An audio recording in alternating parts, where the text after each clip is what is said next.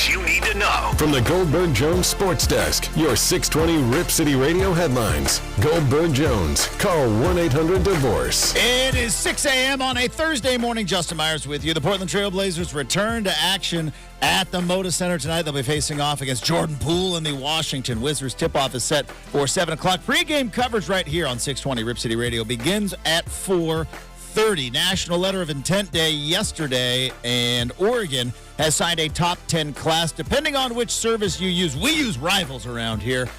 Number 7 in the nation. More importantly, Oregon sitting number 2 in the newly revamped Big Ten. But how will they compete? Oregon and Oregon State athletics expected to join the West Coast Conference, but not in all sports.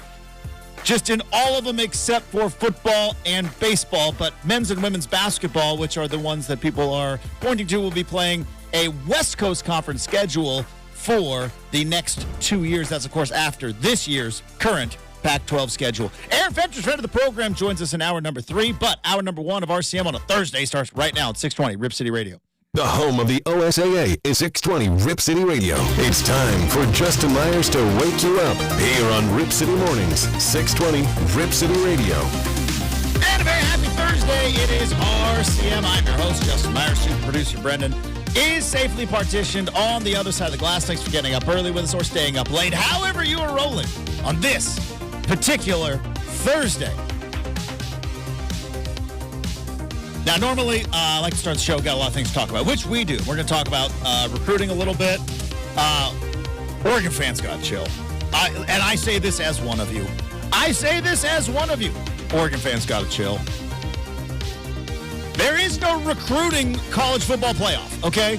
If you get into the top 4 in the recruiting rankings, depending on the service, you don't go to the national championship of recruiting. This is good. Recruiting is important. It is the lifeblood of a program. And the way Dan Lanning has been recruiting and hammering the portal, this is good.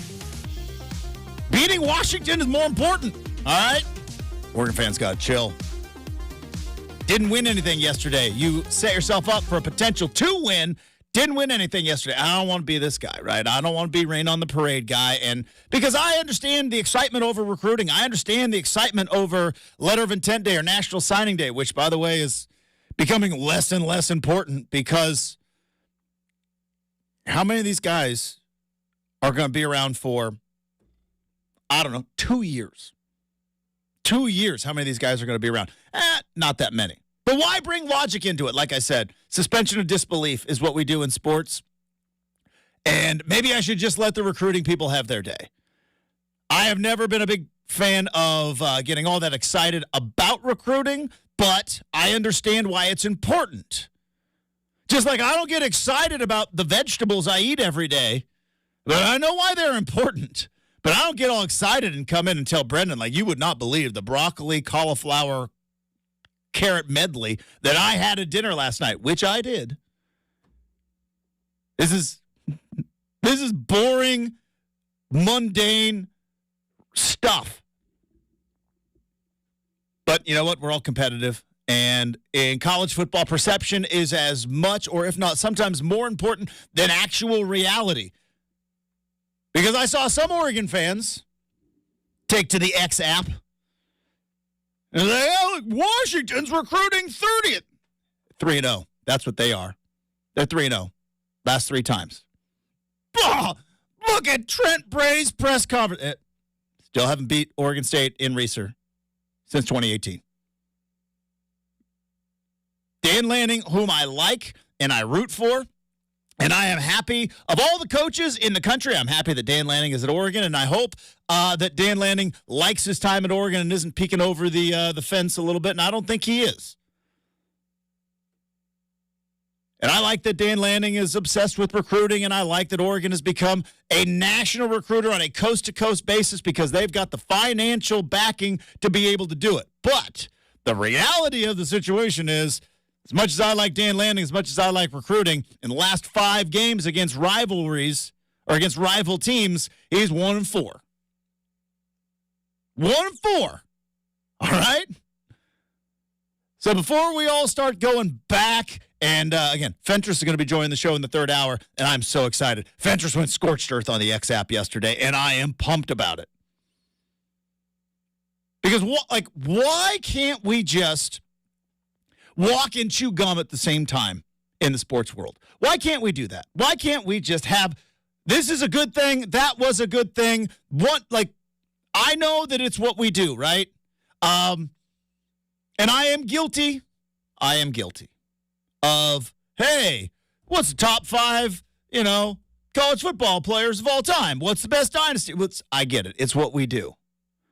But at some point, we got to just kind of pump the brakes a little bit. Like I saw on NBA on TNT the other night when the Golden State Warriors beat the Boston Celtics, and Steph Curry went off. After going for no three-pointers against the Blazers, Steph decided, I might not miss a three-pointer this next game. And Shaquille O'Neal, who, by the way, he played with some pretty good players. You know what I mean? He's been around some pretty good players. He was also there around the whole Michael Jordan thing. Like Shaquille O'Neal goes on TV, who's not been one for hot takes, goes on TV and is like, I think we need to start talking about Steph Curry, all-time greatest. And the internet exploded, like as if Shaq was some aggregate Twitter poster, NBA Central guy. You know what I mean? Who are some of the other ones? Is like, all I know is NBA Central. Isn't there another, Brenden, another one in there? The aggregate NBA ones where, like, they basically just steal everybody's good stuff and just put it out there. No, it's not one of those dudes. It's Shaquille. And the internet was like, can't put. It's like, no, how about we do this? Michael Jordan is awesome. He's the best. He's the best of all time. Let's just put that there. After that, we can rank them and we can put them in a list and we can do all sorts of stuff. And Steph Curry is awesome. Revolutionized the game of basketball. Now, maybe if it wasn't Steph, it would have been somebody else, but it doesn't matter. He was there. Right? The same way when Michael Jordan was there, that was right when cable TV was taken off. That he was the first guy to have an actual brand because it didn't exist for Magic and Bird. Like if Magic Johnson could have went about trying to market himself in the early 80s the way that Michael Jordan did in the early 90s, we might be thinking a little different about Magic Johnson versus Michael Jordan. But we didn't. Jordan was there. He took advantage of the situation, and the marketing boom for athletes took off along with cable TV. Nike became a global brand. That I rewatched Air the other day because David Falk was his agent. Still holds up. I like Affleck, and I like Matt Damon. I like those two guys. I just like them. I can see why some people might just be like, enough of the Affleck and Damon. I like those two guys, and I don't know if they are best friends. I want to believe that they are. I just now, Justin, and also like because I've seen it probably 3-4 times. I love that movie, and it's just in my brain now. Phil Knight isn't Phil Knight. Phil Knight is Ben Affleck, and if I ever see Ben Affleck, I'll probably be like, "What up, Phil?" I mean, yeah. He played it so well. Yeah, it was well done. It was so well done. I mean, no wonder it. We've talked about for a long time the effort that went in. You told me that the script was taken to Jordan. He had very specific requests about who was going to play his mom. And then Howard White was not part of the script, and he was like, you got to put Howard White in there, and they're like, all right, well, we got to put Howard White in there. It's going to live on, man. But it's so underrated, Justin. Point being, though, you go back, you watch that, like David Falk, and obviously the guy who played David Falk played it up a little bit. That was Michael Jordan's agent. But he likes colorful language, Justin. Yeah. I don't know how exactly realistic that is. I don't care. I like the movie. But the reality was, for the first time ever, an athlete had the gumption to have his agent say, no. This guy is an individual superstar. Yeah, we're a team game, though. We don't market outside of the team. It's not Michael Jordan. It's the Bulls. And it's like, yeah, well, the Bulls stink. Michael Jordan's good. And Michael Jordan took advantage of that. Just like when Magic and Bird were coming to their heyday, sports on TV, basketball on TV was kind of taken off a little bit. What would we think of Wilt Chamberlain? Because, I think about our good friend Dwight James. He always talks about, hey, Wilt Chamberlain, if you saw him, you wouldn't believe it. What would we think about Wilt Chamberlain if he actually played his games on TV? Maybe a little bit different because every era is a little bit different, right? Jordan's the best. Let's just put him there. Everybody else was awesome. Who was awesome? Let's just talk about how great they are. Now, I know that doesn't make for very good debates, and that doesn't make for very good arguments. But it's like, oh, Steph Curry's one of the best of all time when you start talking about him. And I agree, Shaq. We do need to start talking about him. You can't talk about the history of basketball. You can't talk about basketball in 2023 without talking about Steph Curry.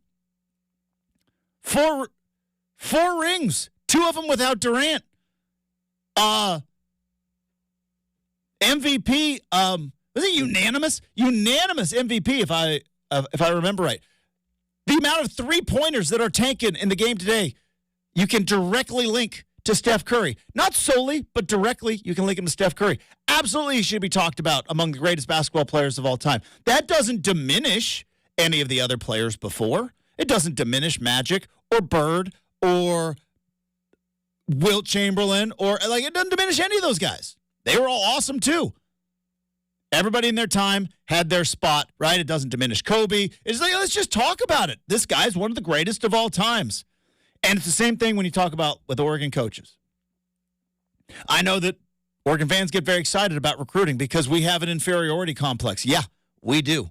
You might think like Oregon State fans going like, what are you talking about, Oregon fans? You guys are some of the most arrogant jerks. I won't even go to Autzen. Some people say that.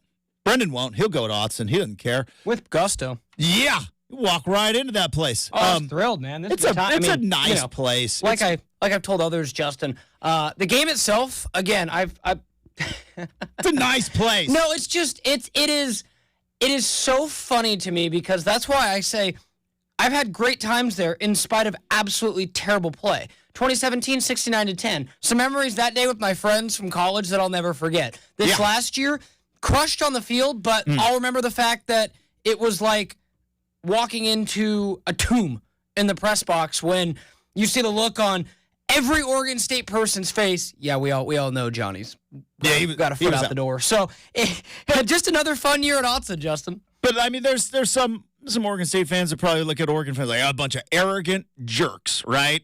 Look, here's the deal that you don't know, and maybe you do if you grew up in the state. Oregon fans, there's an inferiority complex. We're new money. We're new money. Ohio State, USC, Alabama, that's old money, right? You go through their history, right? They got stuff going back to the 60s, the 50s, the 40s, right? That's old. That's generational wealth. Oregon, we're new money. We're tech, right? You got the tech bros, the tech billionaires. You think there's a reason why Bezos does all this weird stuff is because he knows that he might be the richest guy in the world, but still can't erase the fact that he grew up pretty middle class in Seattle and built an app that sold us books and then decided, hey, if books can do this, we can do it with everything. It's new money. And old money in the old country club, right? They don't like new money. So Oregon fans, we have a bit of an inferiority complex. And so anytime Oregon can kind of pile on and say, no, we are Ohio State. We are Georgia. We are Bama. We're Texas. No, you ain't. We ain't. And that's okay because there's room for everybody at this college football table. But this obsession that Oregon fans have with recruiting, it comes back to an inferiority complex, in my opinion. It's like, yeah, we're with them. Like, they don't look at you that way. Ohio State, Michigan, Texas, yeah, that country club, they don't like you walking in there with your fancy new swoosh shoes. But I get it. We got to chill on the. It's like, look at Oregon. They can recruit in the top 10. Like, yeah, Helfrich didn't recruit in the top 10, but you know what? Guy won the Rose Bowl. Guy won the conference in 2014. As an offensive coordinator, won it a couple more times. Dan Lanning is great. Great recruiter. It doesn't diminish anything that Mark Helfrich ever did. It doesn't diminish anything that Mike Bellotti ever did. Like, why can't we just have two things that are great? I don't know. It's a little, I know it's Thursday, and it's usually not such a grumpy day. This this whole, like, I get the obsession with recruiting, and I like that Oregon's a player, but, like, man, I would much rather be 33rd in recruiting and play in Texas in the Sugar Bowl. Just saying, that's where I'd rather be. Look at Washington. They're 30th. Yeah. Oregon's, I think the highest I saw them was 5th. Rivals has them at 7. I'd rather be in 30th and play in Texas. Just saying. That's just me. All right. Coming up, some more interesting stuff with Oregon State and Washington State. The West Coast, Portland Beavers going to be playing at the Oregon State Beavers going to be playing at the Chiles Center in a couple of years. So we'll talk about what that means. Also, super producer Brenden was there, boots on the ground for Oregon State's signing day. And did Trent Bray keep the Titanic afloat? Because that was the mission yesterday for Oregon State with regard to recruiting. Oregon was on a different mission. They were already on their luxury cruise line. They were just trying to bring on other passengers. Meanwhile, Trent Bray is like, I got to keep this boat above the water. Did he do that? We'll talk to Brenden about that and some more thoughts on recruiting next. 620 Rip City Radio.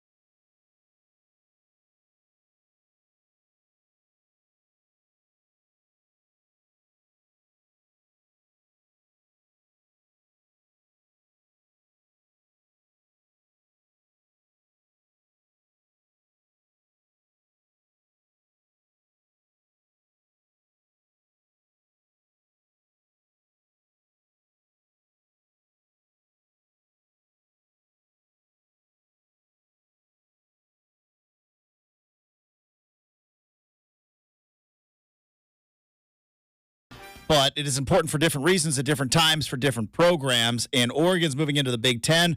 They need to stockpile talent. Now, for those that maybe don't understand how recruiting works in terms of the rankings, and I'm going to give a recruiting rankings for dummies.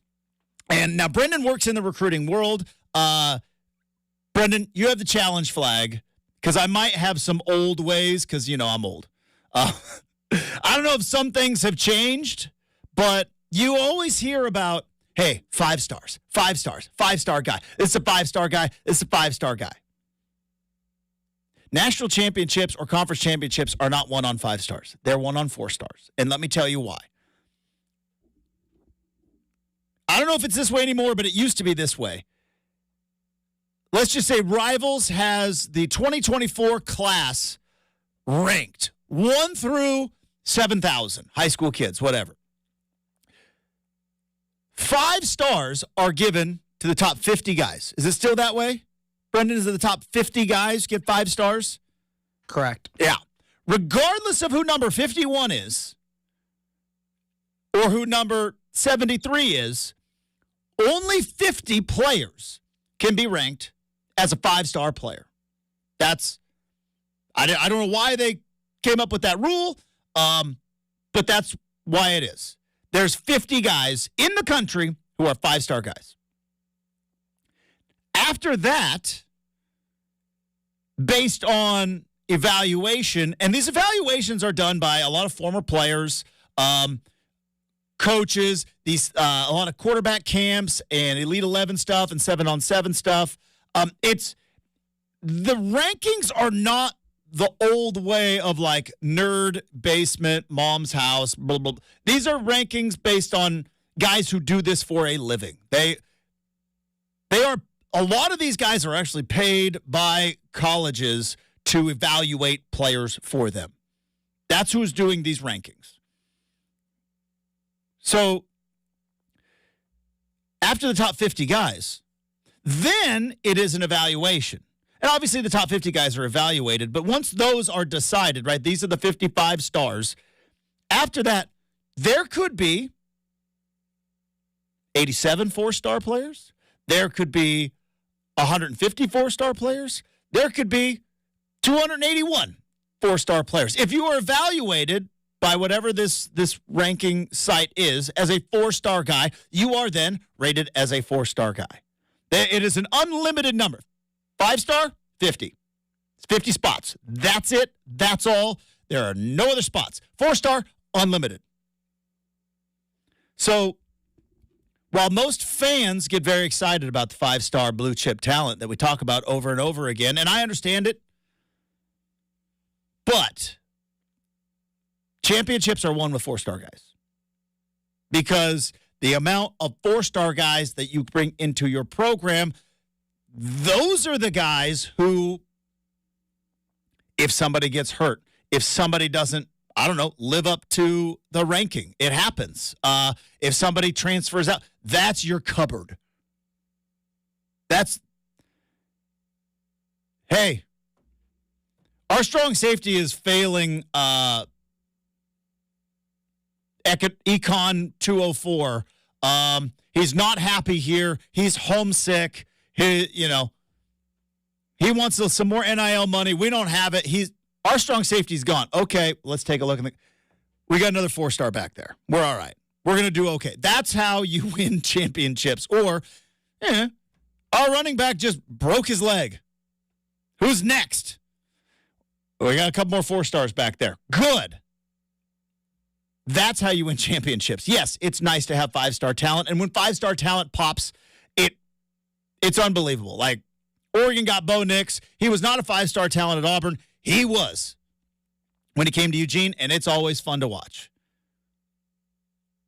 But you win when you build the cupboard up, and you win with 4-star guys in terms of at a conference championship level. That's where Oregon is at. So if you want to know how to kind of evaluate this, and this is, again, my way, which is the old way of thinking because this is the mindset of pre-transfer portal, knowing that most of those guys are probably going to be there for at least, now, the 4-star guys, I think, are even more important now because you see, so-and-so's leaving, so-and-so's leaving, so-and-so's leaving, and it's like, all right, well, who's left? Still got 4-star talent. That's how you win at the big boy level. So Oregon was recruiting to try to not only compete with, but to win the Big Ten. That's where Oregon's day was yesterday, and that's why they paid Dan Lanning a lot of money. That's why their assistant coach pool is full of dudes that are recruiting dogs. That's where Oregon was. Oregon State had a different mission yesterday. The mission was keep our head above water. Let's try to keep our head above water. So let's dive into this. And luckily, if only we had an Oregon State insider to be able to talk about this. Oh, boom. Super producer Brenden, right there where we need him. Let's go back in time. Shout out Huey Lewis. Let's go back in time. Well, and the news. You cannot forget the news. Thank you. Put some respect on Put some respect on the news name, Myers. You're right. I do. They, Justin, easily, probably my best throwback, like my favorite throwback band. Gotta go back in time. Yeah.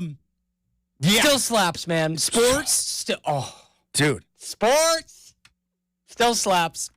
You're right. Huey, like, remember we had that Steph Curry talker? Like, what is Huey Lewis without the news? I mean, where is he at this point? Probably still chilling in San Francisco, man. All right, so let's go back in time. You mentioned going to Autzen Stadium, and obviously the news that was like, worst kept secret is like, I think Jonathan Smith's leaving. Turns out the plane was being fueled as they were getting beat by Oregon. And he's like, I just want to sleep on it. I've made no decisions yet, but my bags are packed. My stuff's at Goodwill. This jacket that you see right here, that's going to be at Goodwill in about a week and a half. But before the news of Jonathan Smith's departure, but after the news of the Pac-12 falling apart, where was Oregon State in terms of their high school recruiting at that particular time? Before Jonathan Smith left, but a top 60 class, which is pretty much where they had been year in and year out under him. And about how many players?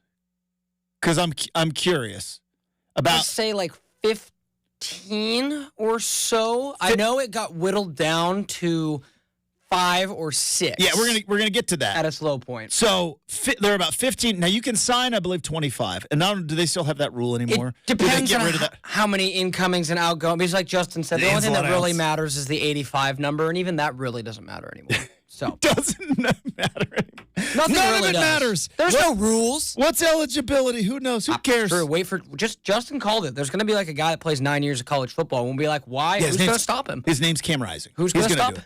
Who's going to stop him?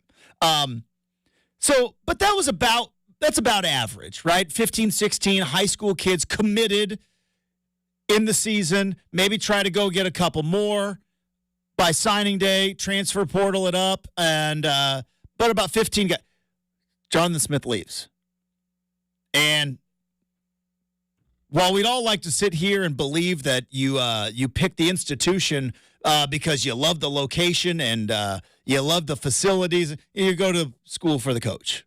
You go to the school for the coach. You just do. The coach is the closer. He was the one. And now you might be going to school for the bag as well. I get it. It's part of life. It's part of college football. I'm going to get over it. But you go to school for the coach for the most part, and probably secondary, you go for the bag. Jonathan Smith leaves. He gives a notes app. Thanks for the memories. Throws it up on social media. By the time the news hits, he's got a scarf and he's fist bumping Sparty there in East Lansing, and all of a sudden, the recruits, because he took about half of his staff with him on that plane, even though they didn't have jobs. Wink, wink. But those are the guys that are being recruited. So Trent Bray takes over. And now it's the recruiting battle. And I saw this. It's a different level, but I saw this when Willie Taggart left Oregon to go to Florida State. Oregon hired Mario Cristobal.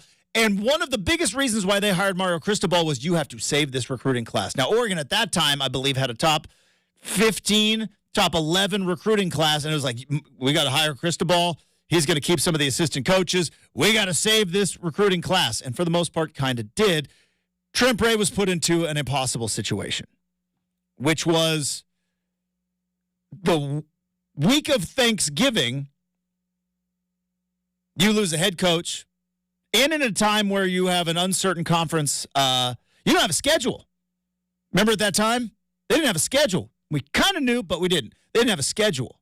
So Trent Bray takes over, knowing that 4 weeks from then, you're going to have to sign some guys.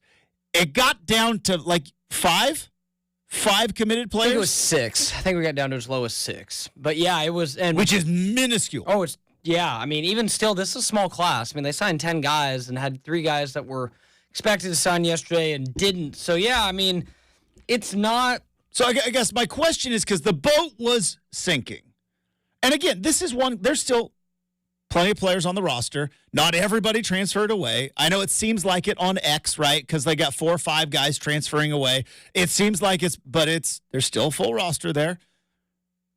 The job of Trent Bray yesterday, Brenden, was to keep head above water. It's going to be a rough go, but can we keep our head above water? So my question to you is, did he do that? In your opinion, did he keep head above water? Yes. All right. So me and my recruiting analyst, Justin, we call this the Moneyball class. Adapt or die, right? And this is the Moneyball class because... rebuild them in the aggregate. Yeah, because outside of maybe one guy, maybe 2, and Dwight and Chad asked me this yesterday on the Rip City Drive, this is not a class that I expect to compete for playing time right away. These are multi-year, get them into Oregon State's developmental process, let them redshirt.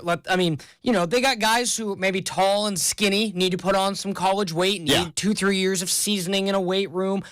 But that's just what Oregon State does. They take some chances on some guys who maybe are high ceiling kind of guys. And, they didn't just, Justin, I have covered this program when in 2017, Gary Anderson gets fired. And I've seen a coaching staff say, all right, let's just offer anybody and everybody and fill the class. Yeah, we got to get warm bodies in. And that was something that I noticed from Trent Bray yesterday. He said we did not want to do that. Gotcha. We still wanted to have, guys that we felt confident with, talent-wise. So don't look at the rankings. If you do, you'll probably be disappointed if you're an Oregon State fan. But just know, Justin, they've won the last few years with recruiting classes that have been in the 70s.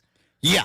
Exactly right. And so the difference between 2017 and 2023, though, I think they had to, because, again, if we want to do a little Moneyball analogy while we keep doing it, there was a point where if you didn't have a left tackle, nobody's going to be there to block.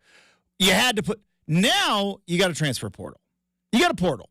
And while the headlines are going to be Dylan Gabriel, the headlines are going to be Dante Moore and Malachi Nelson, and who's another big name guy that went into the transfer portal? Malik Murphy. Right? Those are the big names. But did you see, by the way, Brock Purdy's brother in the transfer portal? Okay. Chuba Purdy, man, in the portal. So, there's still Cam Ward still hasn't decided, Justin. Yes. I mean, there's still some big fish out there. So, those are the guys you hear about. And obviously, Oregon State, probably not going to get on a lot of those. But there's 1,000 players in the portal. And I don't think they are, I'm not making that number up. I'm trying to think. Here we go. In 2023, transfer portal players. Any guess as to the amount of players? Now, I don't know if you know the number, Brenden. I do, because I just looked it up. Any guess as to the amount of players that are in the transfer portal right now, all of which have proven that they can at least make a roster of a Division I FBS football team? Isn't it $2,000? 2,730. Yep. That's a lot of players. So I know that there's only so many Dylan Gabriels, Dante Moores, Malik Murphy's, Cam Ward's of the transfer portal. That's you can name 9 guys, even if you are maybe 10 if you are super transfer portal nerdy. There's 2,730 guys out there. There's about $2,000 probably still looking for a home. That's how you build it up if you're Trent Bray, right? You got to go. You got your 10 guys in.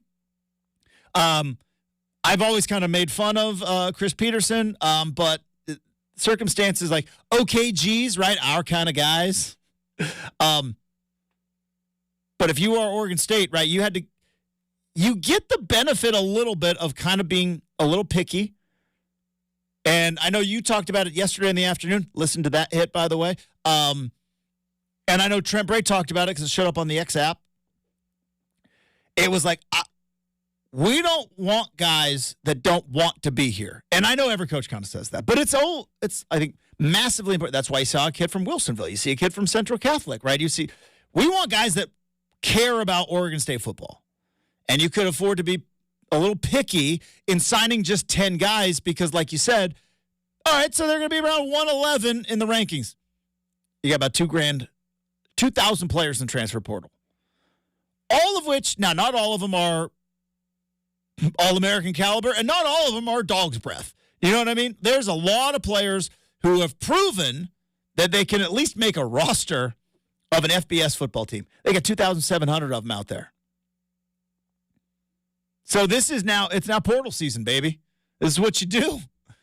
Because that, like, kind of going back to what you said, Brenden, I shouldn't say none, because I don't know any of those players, but I would venture to say none of the 10 guys that Oregon State signed are going to start, or maybe even potentially play. Maybe there's one of them in there, but probably not.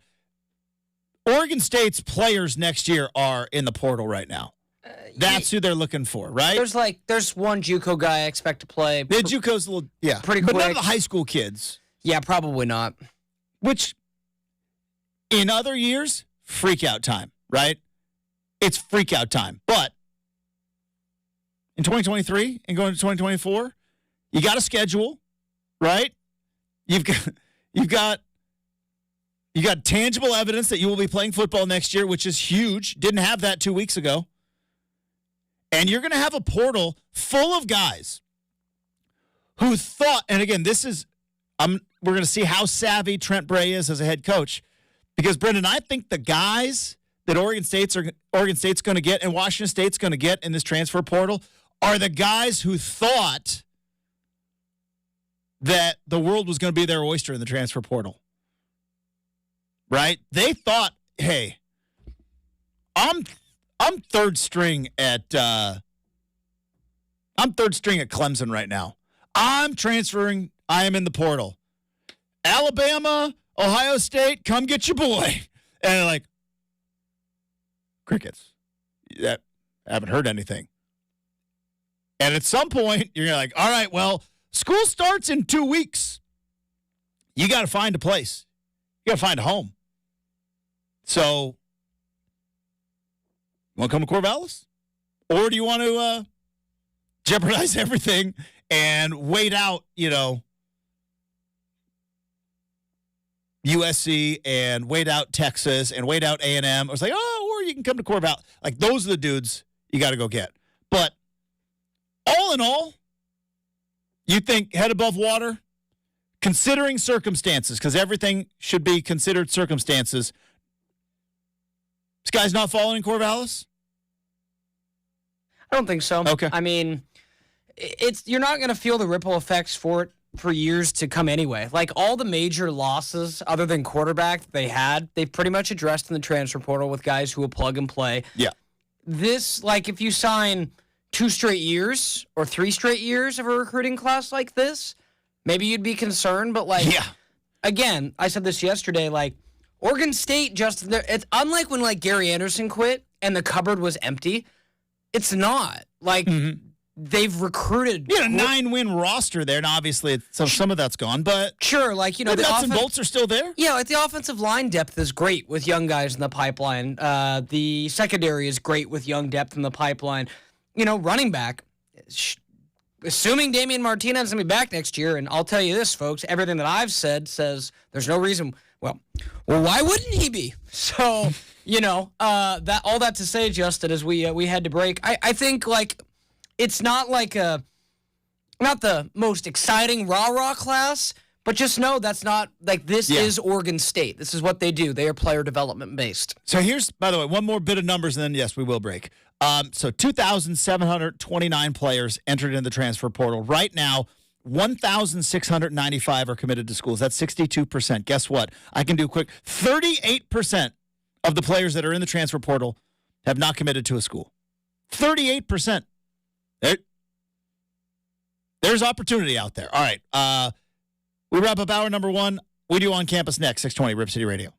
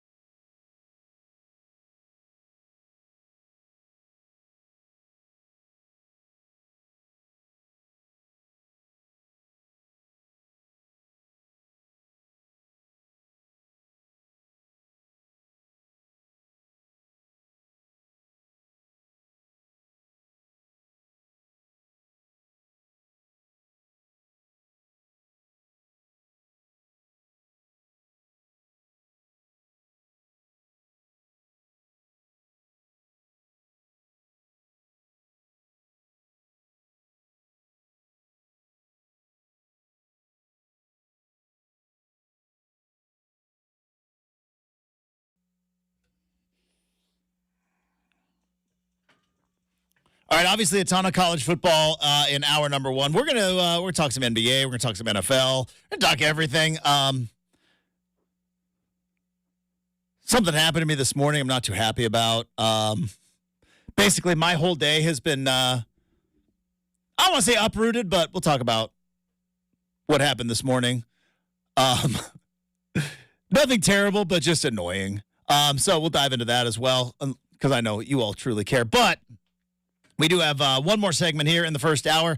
And at least until we flip the calendar into 2024. In 2023, we still go on campus. Here we go. All right, we are still going to be having a college football playoff coming up in about a week and a half. There will be a national champion crowned. I know that everybody feels like, oh, the national championship was crowned yesterday, right, with recruiting rankings. That's how you win the national championship. You just win the recruiting battle, right? But there's actual games that are going to be played. Michigan is one of those teams. They're the number one team in the country. They are the odds-on favorite to win the national championship, even though Jim Harbaugh has not coached in 6 of their regular season games. And, well, they got a notice of allegations for more football violations yesterday. And I'm wondering if it already hasn't happened. Brenden, is this a straw that breaks the camel's back? Because I have now seen Jim Harbaugh to Los Angeles Chargers rumors swirling around. Say what you will about Jim Harbaugh. When the dude goes somewhere, he wins. Now, ultimately, it didn't last in San Francisco, but there were also some issues with general managers, who was then since fired. But got him to the Super Bowl. Got Stanford to the BCS bowl games. Took a couple of years, but got Michigan to be the number one team in the country right now. I don't know if there's a track record of success better than what Jim Harbaugh has done. I mean, seriously, what coach has a better track record of success from college to NFL to back to college, right? Pete Carroll, it wasn't all roses his first go-about there with the Jets. Jimmy Johnson had a run with the Dolphins. That didn't last very well. Heck, even Nick Saban with the Dolphins, he left. People are quick to forget, Justin, that before the New England Patriots hired this guy named Bill Belichick, who was roaming the sidelines in New England? That was old Pete Carroll. That was old Pete Carroll. So Pete, and again, you go back and watch, again, fantastic documentary, 30 for 30 Trojan War. They didn't want Pete, Justin. No, they did not want Pete. They were, irritated. As crazy as it sounds. Saying they wanted Bellotti. They wanted Mike Riley. They wanted Mike Bellotti. They wanted Dennis Eric. They wanted everything up here. And they're like, guess we get our fourth choice, a failed NFL coach. Well, that worked out pretty well. But I think when you look at, track record, and again, I know the decline at the end of it in San Francisco, but the fact that he got the 49ers to the Super Bowl, from Stanford to the 49ers to Michigan, not a lot of coaches in the coaching world who've got a better track record of success than Jim Harbaugh. And I think it's pretty clear as we sit, Jim Harbaugh, not a big fan of NCAA rules. I don't think he is. I think he is one of those one track, I coach football and I just want to coach football and I want my football players. And but it's COVID. You can't I don't care. We got to run workouts. Well, you can't. It's COVID. Well, we're going to do it anyways. Just everybody shut up about it. We're going to have a barbecue at my house. Can't give them burgers, coach. Just don't tell anybody. Yeah, that's way worse. So he's had now another notice of allegations. And I wonder, he flirted with the Vikings a couple of years ago, right? He's flirted with the NFL every single year. There may be an opening with the Bears. I don't know. We know there's an opening with the Los Angeles Chargers. We know that there may be another potential opening. Where else was Harbaugh? I think Chicago. There was L.A. Vegas. And Vegas. Thank you. There's a potential opening in Vegas. Now with this new notice of allegations, if Harbaugh wins the national title, does he just ride off into the sunset? Does he just go I'm out? Fun run, everybody. I won. He, like Seinfeld and Michael Jordan, right? Not counting the Wizards. Just going out on top. Like John Elway, like I won my national title. Michigan is in such a better place than I could have ever left it. I'm going back to the NFL, boys. I'm tired of these rules. I'm tired of them. I don't want to play by their rules. I want to play by the NFL rules. I think Jim Harbaugh might be done after this year. I think he might be done. All right, there you go. There's On Campus. Coming up, we have got Big Three. We got Make or Miss. It is a Thirsty Thursday, jam-packed hour number 2. Next, 620 Rip City Radio.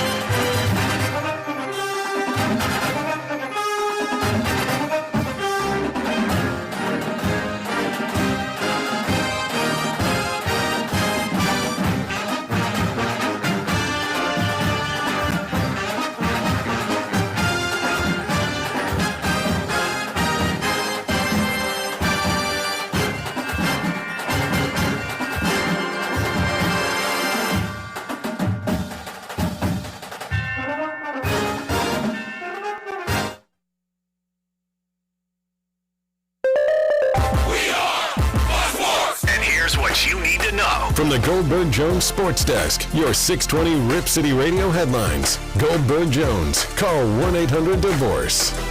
It is 7 a.m. on a Thursday morning. Justin Myers with you. Portland Trail Blazers return to Moda Center tonight. They'll be facing off against the Washington Wizards. Tip-off is set for 7 o'clock. Pregame coverage begins right here on your home of the Blazers, 620 Rip City Radio. That's at 4:30. The Oregon Ducks had a big day yesterday on National Letter of Intent Day, as according to Rivals has brought in the number 7 ranked class in the country. All in all, depending on the aggregates and the math, can you crunch those numbers again? Maybe one of the highest rated classes in Oregon football history. Michigan has received a notice of allegations of NCAA violations by the staff during the COVID period. Could this be enough to push Jim Harbaugh back to the NFL? And Oregon State and Washington State are expected to join the West Coast Conference in non-football sports except baseball. I wonder why that is. More on that coming up in a bit. Aaron Fentress joins us in hour number 3, but hour number 2 of RCM starts right now on 620 Rip City Radio. The home of the OSAA is 620 Rip City Radio. It's RCM with Justin Myers, right here on your home of the Portland Trailblazers, 620 Rip City Radio. All right, 20 minutes from now, we have got Make or Miss. 40 minutes from now, it is a Thirsty Thursday. Thirsty Thursday on the chopping block, by the way. Got to make some hard decisions. Got to make some hard cuts. We don't want to be stale, right? We don't want to be set in our ways. Certain things work, certain things don't. We got to be mindful of that as we head into 2024. Big things happening with the show in 2024. Very excited. Not only just about where the show has come from, but where it is going. All positive. 1,000 points of light. Throw back to the 90s right there. As we've got big things coming up in 2024 that I'm very excited about. But we'll worry about that later, right? Yesterday, that's history. Tomorrow, Brenden, that's a mystery. We don't know what it's going to be. So we're going to live in the moment right now. It's the present. It's a gift. That's why they call it the present. So we're going to live in the moment right now. And the moment this morning, you ever have something happen? Because we get up very, very early in the morning. And obviously, most of our days from bed to, hey, welcome to the show, are pretty uneventful, right? Because it's just, you learn in morning radio, and most of you who are up this early or have already been up this early, whether you have a job where you actually, other than just be like me and flap your gums for a couple of hours, where you like actually have to get up early and, deliver all the packages that I was too lazy to go to the store and buy, which I appreciate all of you Amazon people, all you UPS, all you FedEx, all the post office, just crushing it, by the way. Just absolutely crushing it. How did that thing get from Memphis to my porch? Hardworking people. That's how it got there. It's not a magic trick. Hardworking people. So, for those of you that get up early with us, but then actually go and, nose to the grindstone and get it done, we appreciate you. Absolutely do. But, if you have like an early morning job, you find ways to streamline your day. I take a shower the night before. I don't take a shower in the morning. As weird as it sounds, set out my clothes. The night before, like you find a way, like I can cut 5 minutes there. I can cut 2 minutes there because that's precious sleep time. And so I've got it pretty much streamlined. And usually for the moment I get up and brush my teeth and grab some coffee and hit the route here. And by the time we have a pre-show meeting and then boom, we're on the show. Pretty uneventful. And then every once in a while, something happens. You're like, well, gonna have to deal with that all day today. Well, that happened to me today. Nothing big, but I have a bad habit. I wish I was better at it. I could be better at it. It would take just a little extra effort out of my part. I will admit I'm a bit lazy. And when it comes to certain things. And Brenden, you don't relate to this because you are actually the opposite. I do not take care of my car. I do not take care of my truck. I should. I love my truck. My dependable, mid-sized truck that gets me to and fro everywhere I need to go. I do not take care of it the way I should. Probably drive it a little too hard. Do not keep up on regular maintenance. I push the limits, and I have a very, very, very bad habit of when something is clearly going wrong, I just kind of ignore it and hope it goes away. Bad habit. And there's been a bit of a noise from my truck these last couple of weeks because, it gets colder. The colder it gets in the morning, and, much like when you're in your 40s or your 50s, I'm assuming when I get into my 50s, it gets a little harder to get up and stretch it out in the morning, Brendan's in his 20s. He bounces up like a rubber band probably every morning. Like, hey. I feel like a 50-year-old man sometimes, Justin. So that's, I don't know about all that. Yeah. Well, wait. But I know what you mean. He just bounce right up sometimes. My car's the same way. And it gets a little colder out there. And I've noticed, like, a couple of little squeaks and squeals that probably shouldn't be there. But, then it gets going and it warms up and it goes like, all right, that's going to go away. That's just going to go away. Today I was like, yeah, can't ignore it anymore. There's a something. I don't know what it, again, since the pandemic, I have learned how to be handy. Got very much into home repair, into DIY. You learn a lot of stuff on YouTube, and I have taught myself how to cook. And I'm a pretty good cook. I still don't know jack about cars. I don't know jack about cars. I wish I did. I don't know anything about them. I can't diagnose problems. I could probably change my own oil if I had to. Don't want to. They got a guy that does that for you. So, yeah. Fired up the truck this morning, and it was a little frosty on the windshield. So I was like, all right, I could either sit here for 5 minutes or I could scrape. And again, it's very early in the morning, and I go out, scraperoo. And I'm like, that little squeak is turned into something concerning. So guess what? I gotta go see somebody. I gotta go see a car guy today. And the only person the only place I dislike going more than the car guy is the dentist.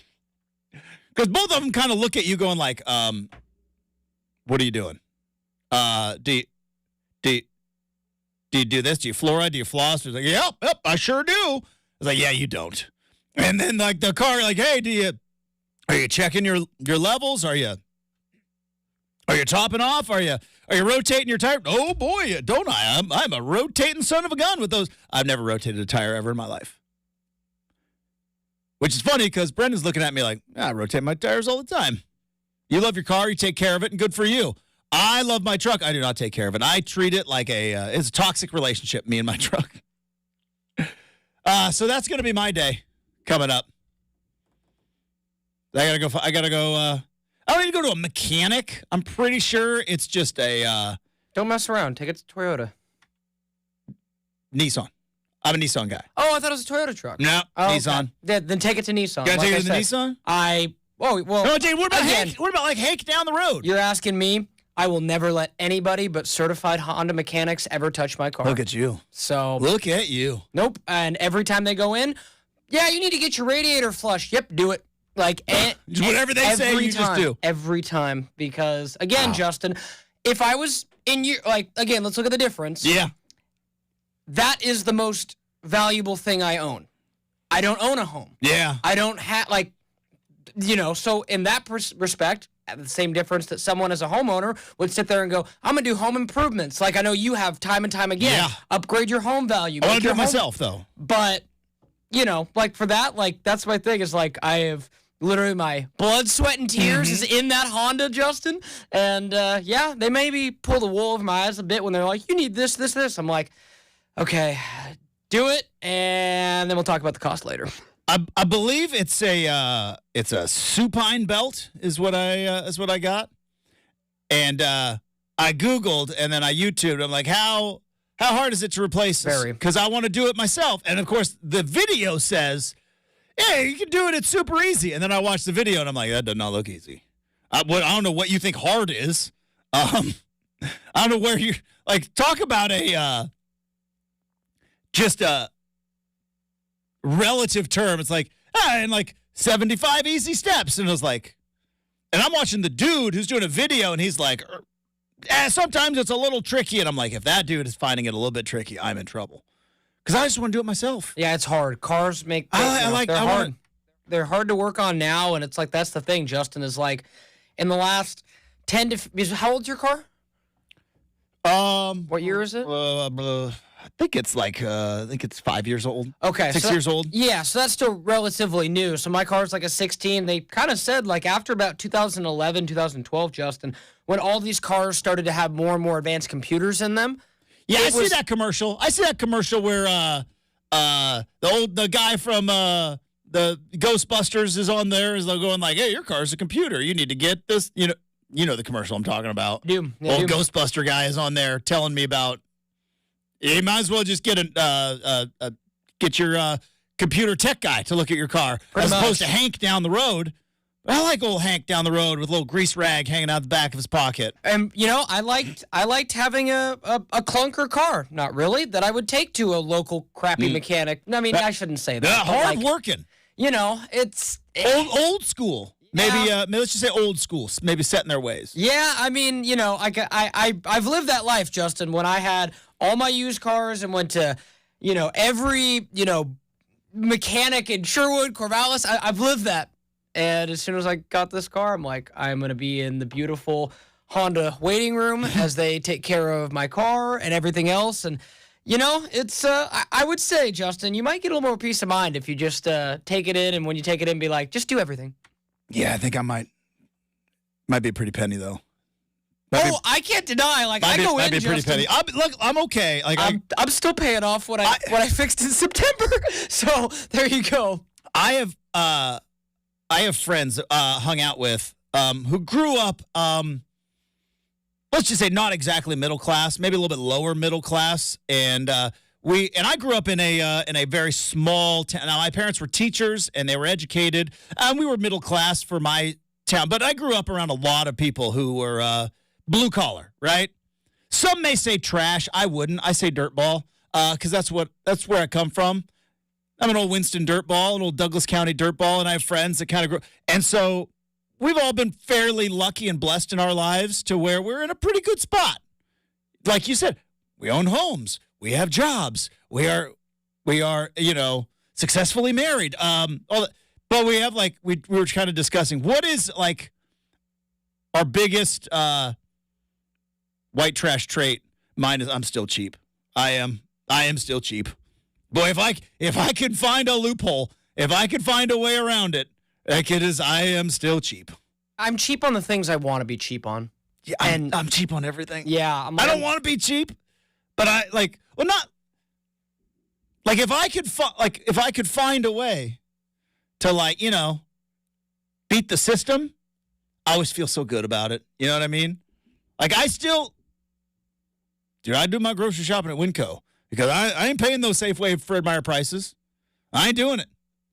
Yeah, pretty cheap. So, yeah, that's going to be my day today.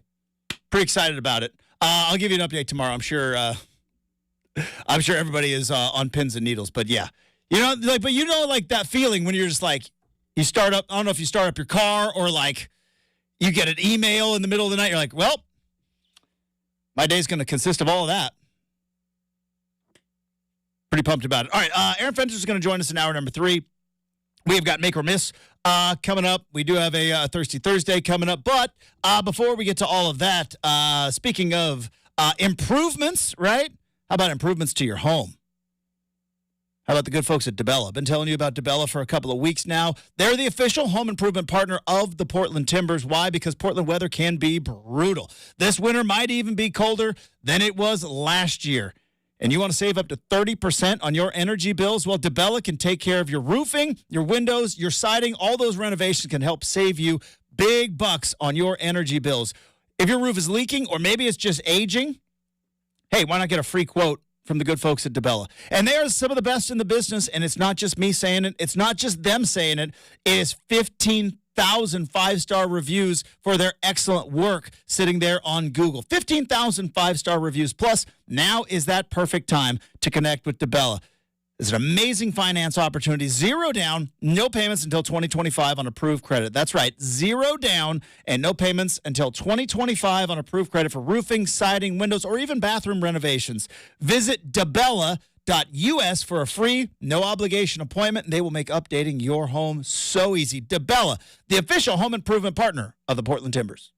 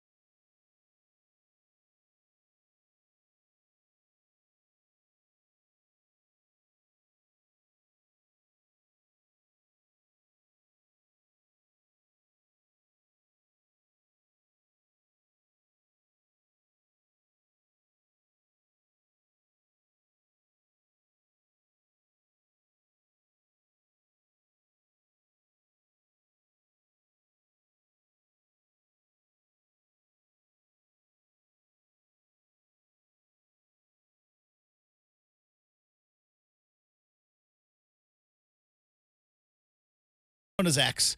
Are we fully embracing the X thing? How are we feeling? Can I tell you my problem with this? You want to call it X? That's great. It's still a tweet, right? It's like, hey, I saw this tweet. I don't want to say I saw this post on X Because if you say, hey, did you see this post? It could be on Instagram. It could be on Facebook. It could be on it could be Snapchat. I don't know. Did you see this post? It's like, no, I saw this tweet. I know what it is. But, they're breaking me down with this X app thing. How are you on it? Still call it Twitter? Yeah, it's kind of just not a big deal. Shouldn't even worry about it. Yeah, it is just what it is. I just hope it continues to. I just hope it's not one day fully premium where you have to pay for it, which it seems like it's getting closer and closer. I'm ready for it to kind of go away. To be perfully honest, it's not a healthy thing. I don't know how we would do sports without it, Justin. So. Oh, I just make it up like I do already. You know me. I just make it up. Hey, did you see it? Like, you can't confirm that. Anywho. It has been a nice tool in our arsenal, I will say. All right. Can we just do like hey, Elon, if you're listening, and I don't know how you do it technology-wise. I'm just an idea guy. I'm not an engineer, all right? I'm just an idea guy. Do you think, in all seriousness, Brenden, I know I joke around a lot. This is serious.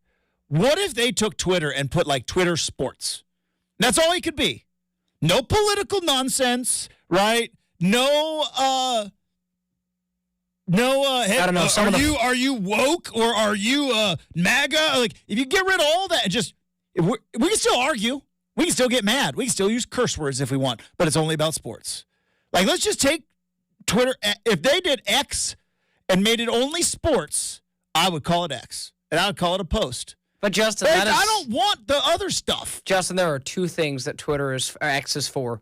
Politics and sports. Yeah, well, I don't want the other one. See, I want to be like you millennial Gen Zers. I only want what I want and get rid of the other stuff I don't want. That's fair. I don't want you. Although, you are MAGA. You are woke. And it's like, quit yelling at each other. You don't care. I'll see this, though, Justin. Three out of a 4-year window, I agree with you.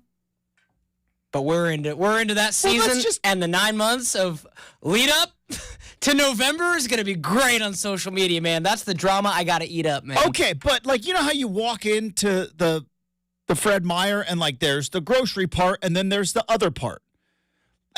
Keep them all, just separate them. You know what I mean? If I want to dabble into the politics department, I'll go in there. I'll dabble. I don't want to. If you want to, that's great. But like, there was a not fun post. It was actually kind of started off mean-spirited, but it became fun, where it was like, what would happen if the all-white football team played the all-black football team? And it's like, hey, this is actually, we can have fun with this and actually, joke around, put our swords. And then, of course, here comes all the politics people coming into the sports people's feed, and it's just like, this is so divisive. It's like, no, it's fun. We're having fun here. We're having fun at our party. Don't come in and ruin it. Go back to your other party where you guys don't have any fun. I don't know. I just want to split it up. Why don't you write Elon? Do you think his DMs are open? No, I don't think so. When you're able to turn a public company private with $40 billion, you can kind of do whatever you want. You don't think his DMs are open? No. I think you might have to write a letter to SpaceX. It's like, Dear Tesla, SpaceX. SpaceX support at SpaceX. Send SpaceX a DM, Justin. They can maybe help you out. Or one of those, those emails where it's like clearly you're never going to get a response from that. It's like support at. It's like, yeah. Yeah, you're like, no, they're not going to get back to you. Never get back to anybody. All right, let's get to Make or Miss. It bounces off the crossbar, and it's good. Oh my goodness! Oh, and a big miss. It's Make or Miss here on RCM. All right, Justin, firing up Make or Miss today. Like Gino, Drew Lock did not write back. Yeah, how about Drew Lock with this? We talked hardly at all about the Seahawks this week. You know what? And we should have. It's been a busy week. Some stuff's going on. Yeah, some stuff. But yeah, I just had to make note of the house. So you have, you're younger than me, and you also have younger siblings. So what's the Drew Lock thing where he's like, looks like he's putting on a coat? Like, what's that thing? Do we know what that is? Is that something the kids do now?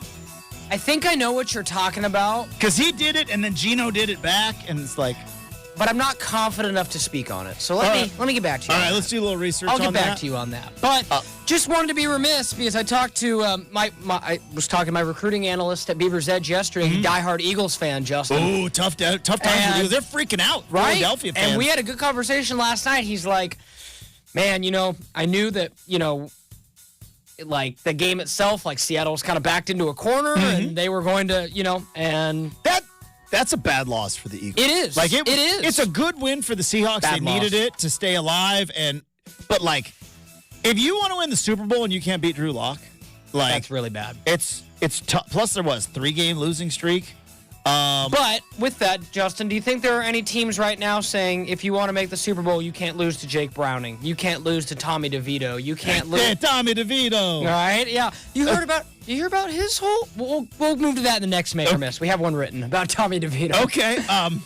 But back to the Seahawks. I mean, yeah, man, Pete Carroll, he just finds ways. You know what I mean? And it's what's interesting, and I love the NFL because of this. Week to week. This doesn't really happen in college football. And again, which is why keeping them both different and unique and their own thing is very good for sports, but you make them the same, it's not. It's like New Coke. But the thing I love about the NFL that you really don't see in college, it is a week-to-week narrative. Brenden, it was, 5 days ago? 5 days ago. Is Pete Carroll getting too old? Has he lost the locker room? Is the game, not the game passing him by, but, did the players still relate to Pete Carroll? And what's the culture? Is it still okay? It's like, turns out, one win, you beat the Eagles, Monday Night Football, you're 7-7, you're still alive. Drew Lock, out of nowhere, throws a dime, gets a big win, gets a little emotional after it, and now guess what? The talk, the chatter around Pete Carroll is, boy, what a surprise. He's wearing his hat backwards in the press conference, It's like, boy, just a big old ball of energy. Boy, what a response by Pete Carroll's team. They're clearly playing hard for their head coach. That wasn't what you were saying a week ago. And it's one of the best things about the NFL. It could probably be frustrating if you're in it, but from the outside looking in, like we don't evaluate college football coaches on a week-to-week basis, right? It's usually a ramp up or a ramp down and momentum and all that stuff. But Seahawks look like they were.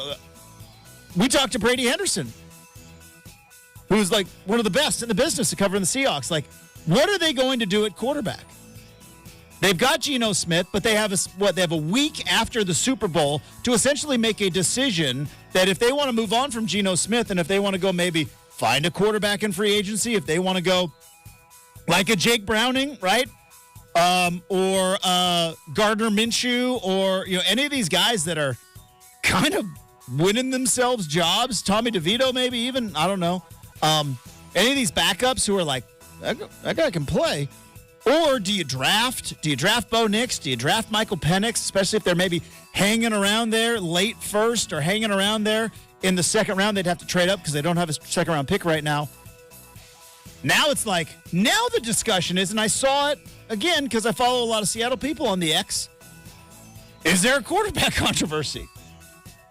Which sounds silly, but Brenden, let's fast forward this a little bit to Christmas Eve, right? A magical time, Christmas Eve, right? Sugar plums and all that stuff. Well, there's also a football game. It's going to be played on Christmas Eve. It's going to be in the middle of the day.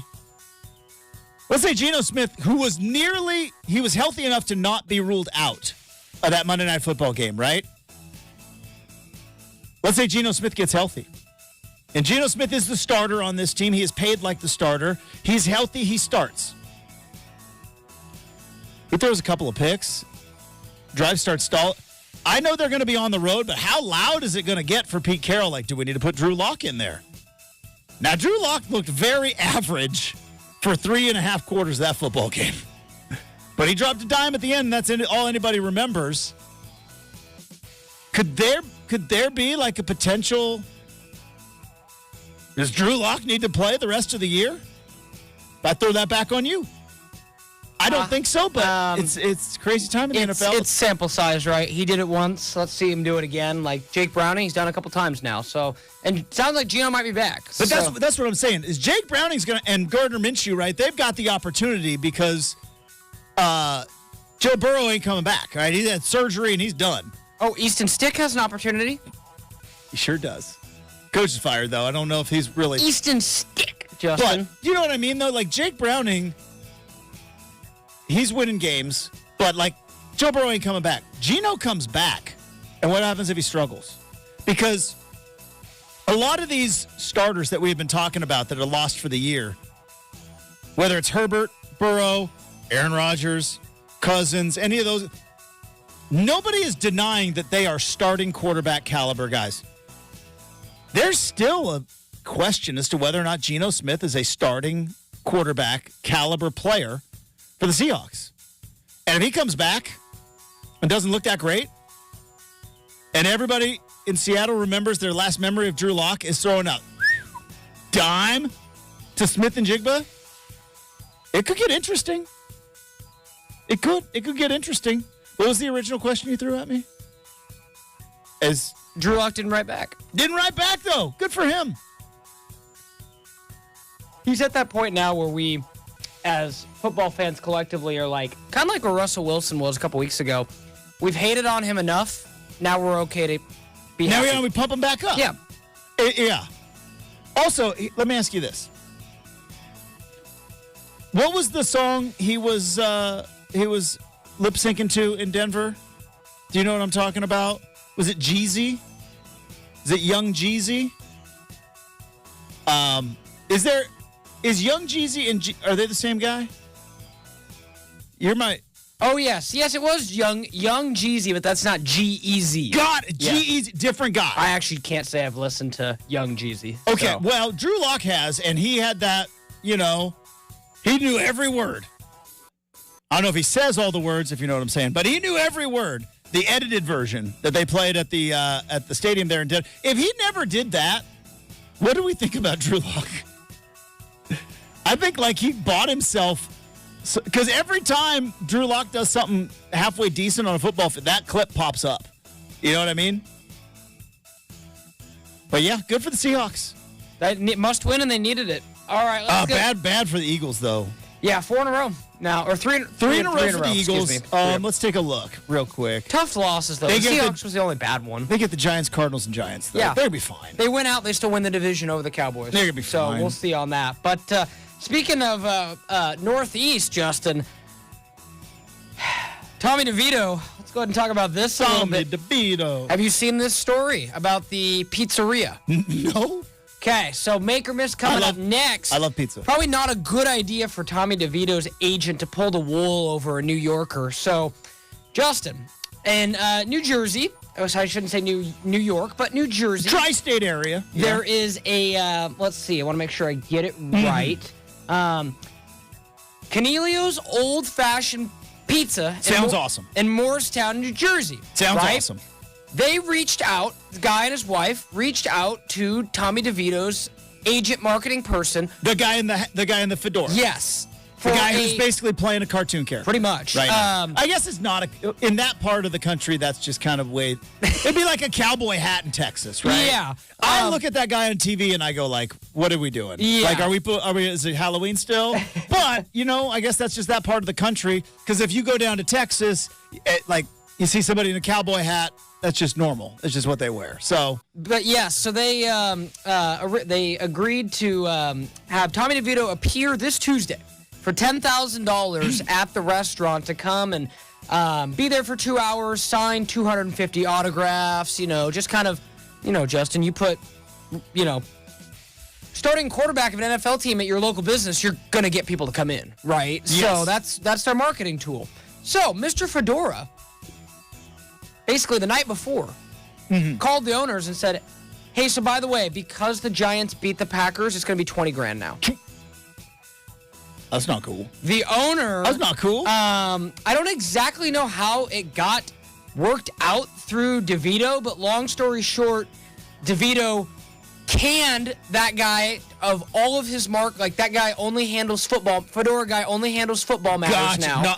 Canned him for marketing and all the appearances and everything. Okay. Said he was extremely sorry that this happened. Justin, there's like a million photos. He even took a photo with the owner and his wife and their little 6-month-old daughter. The baby. Look at that. I can see it right there. Yeah. Way to so go. I said, Tommy DeVito looks like a real one. Nice to see that it wasn't all about money for him because, quarterback of the Giants, Justin, that'll go to your head quick, or it can. And, he went in, said he was sorry, had some quality New York slices that weren't Sbarro. And, hey, shout out Sbarro, though. Do love it. It looked like a great time, man. So he said it's a misunderstanding, and it sounds like him and those owners are fast friends now, Justin. So great story for Tommy DeVito. Yeah, by the way, Tommy DeVito making $832K right now, which, by the way, still a lot of money. How much did Arch Manning make to be backup quarterback for the... The report is $3 million. Just wanted to clear that up. Say that. They reported $3 million. Do you think that's accurate, though? I think it's where are they getting those numbers? It's the high side. At minimum, Justin, it was Bo Nix's numbers this year. At minimum. So, you think so? I do. He was at 3. I heard 1.6 was what I heard. For Bo, yeah. For Bo. I say he was... Maybe that was just like base, and then there were incentive. Who knows? We don't want to believe it, Justin, because we're so accustomed to it being wrong to pay for college athletes. We talked about it like a good chunk of the day yesterday. Like, it's normal. So now you just got to be like, yeah, my guy got the bag, and it's cool. All good. Like, I think you just kind of have, especially the big programs. Now, I think, doesn't Tommy DeVito still live, at his parents? Yeah. Because... Hey, man, shout out living at home, man. I can do some math here real quick, right? Let's just... $832K. The taxes are pretty good in New York.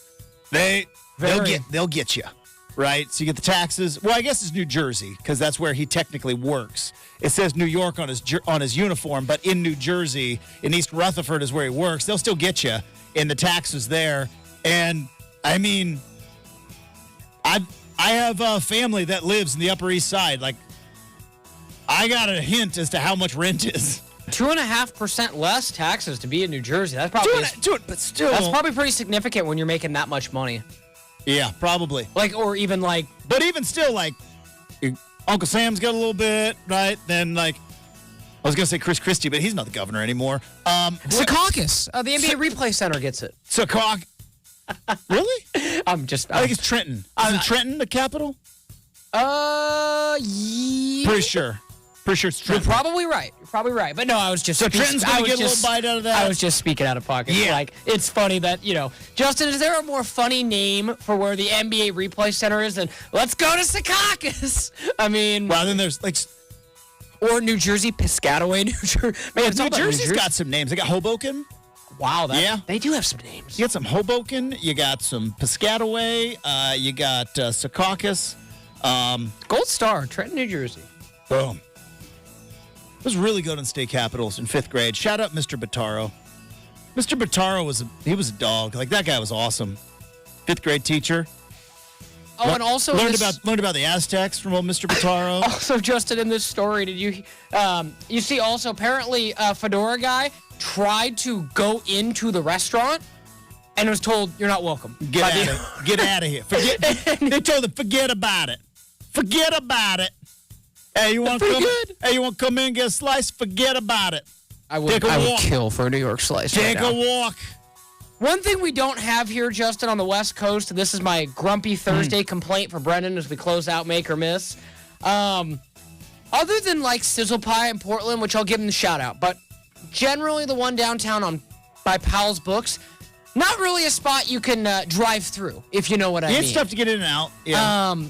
Justin, the lack of sliced pizza culture on the West Coast is so sad that, you just can't, I'll tell you, between here and when I go home, there's not one place, even possible, where I could just be like, yeah, I'm going to grab a slice on the way home. That's lunch.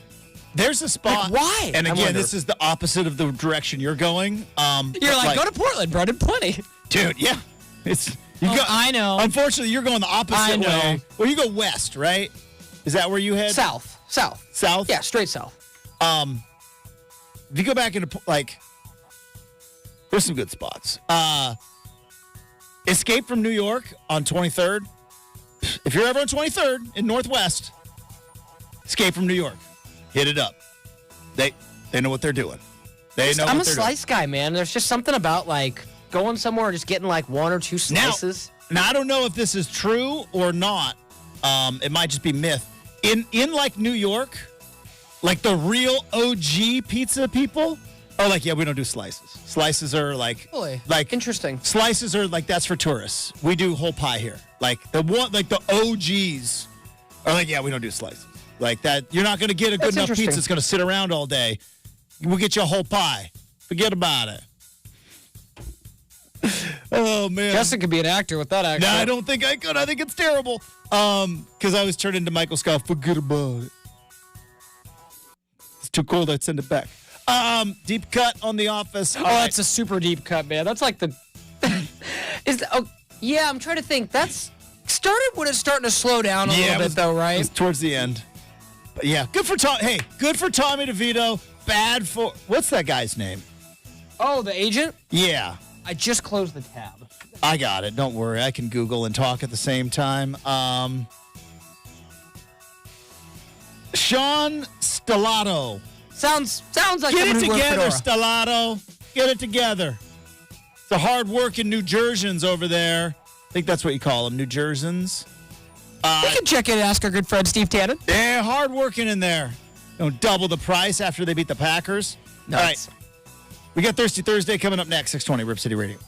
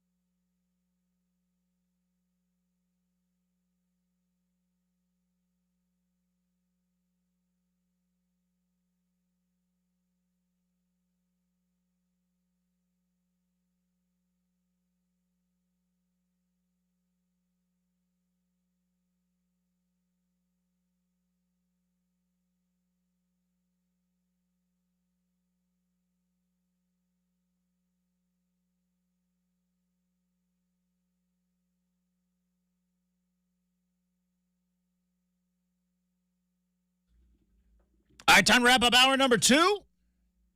And other than talking about college football, NFL, NBA, 90s nostalgia, doing weird accents, how we were doing today. The other thing we love talking about on this particular program is the things we eat and the things we drink. And we set aside time each and every week right in this particular time slot to discuss, debate, news and notes of some of the more interesting things in the world of food and beverage. And Hungry Thursday just doesn't sound quite like Thirsty Thursday does, so we called it Thirsty Thursday, and it has become this. Here we go. Let's fire it up.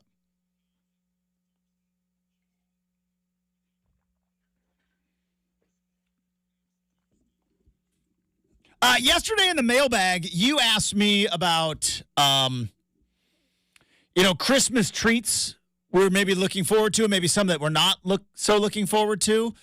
When it comes to the Christmas drinks, I'm so pumped for some eggnog. So pumped. I know you are with me. You're on Team Eggnog. The eggnog haters out there can take a hike. It's not your time, all right? We don't ask you to drink eggnog all the time. We don't even ask you to drink eggnog at Christmas. We just say don't ruin ours, all right? Because it's delicious. It's like melted custard ice cream. It's so good. And then you throw a little Christmas cheer in there, if you know what I'm saying. I am pumped up for some eggnog. Do you go buy the carton of eggnog, or do you whip up your own concoction there? I know you make your own fettuccine Alfredo. Yeah, we sometimes Grandma will make it, but otherwise we'll just... I bet Grandma Slaughter could crush some eggnog. Or I don't know if it's Grandma Slaughter, if Grandma... Yeah, it is, and she's a great cook, so I'll throw that. Great cook. Arguably... Did you say Grandma growing up, or did you do the banana thing? Yep, she was Grandma. Yeah, I was always Grandma and Grandpa. We did not do Meemaw or Nana or any of that. Yeah, the only kind of nickname is Grandpa was Papa, but that's about it. And that's a new thing. Like, my dad, who now has grandchildren, like, that's what they call him. Grandpa. Yeah, so that's kind of interesting. That's that's a millennial thing. Yeah, because it would be kind of weird just, hey, Grandpa. No, it's, hey, Pop. Like, that's what you said. Yeah, so that's kind of interesting. But, for sure. I'm totally... In the South, they're like that. Of course, they get Papaw. It's like Pappy, yeah. Papaw, Pappy, Meemaw. Like, right, Meemaw, yeah. So awesome. Yeah, like, I think one of our favorite, two of my favorite country artists, Justin, released a song called Mama's House. Oh, yeah, it's a good What song. A surprise, right? But, I'm all with you on eggnog. So Grandma Slaughter... Maybe whip up an eggnog. I have never made it. I probably wouldn't venture. I'd probably just go buy the most expensive carton.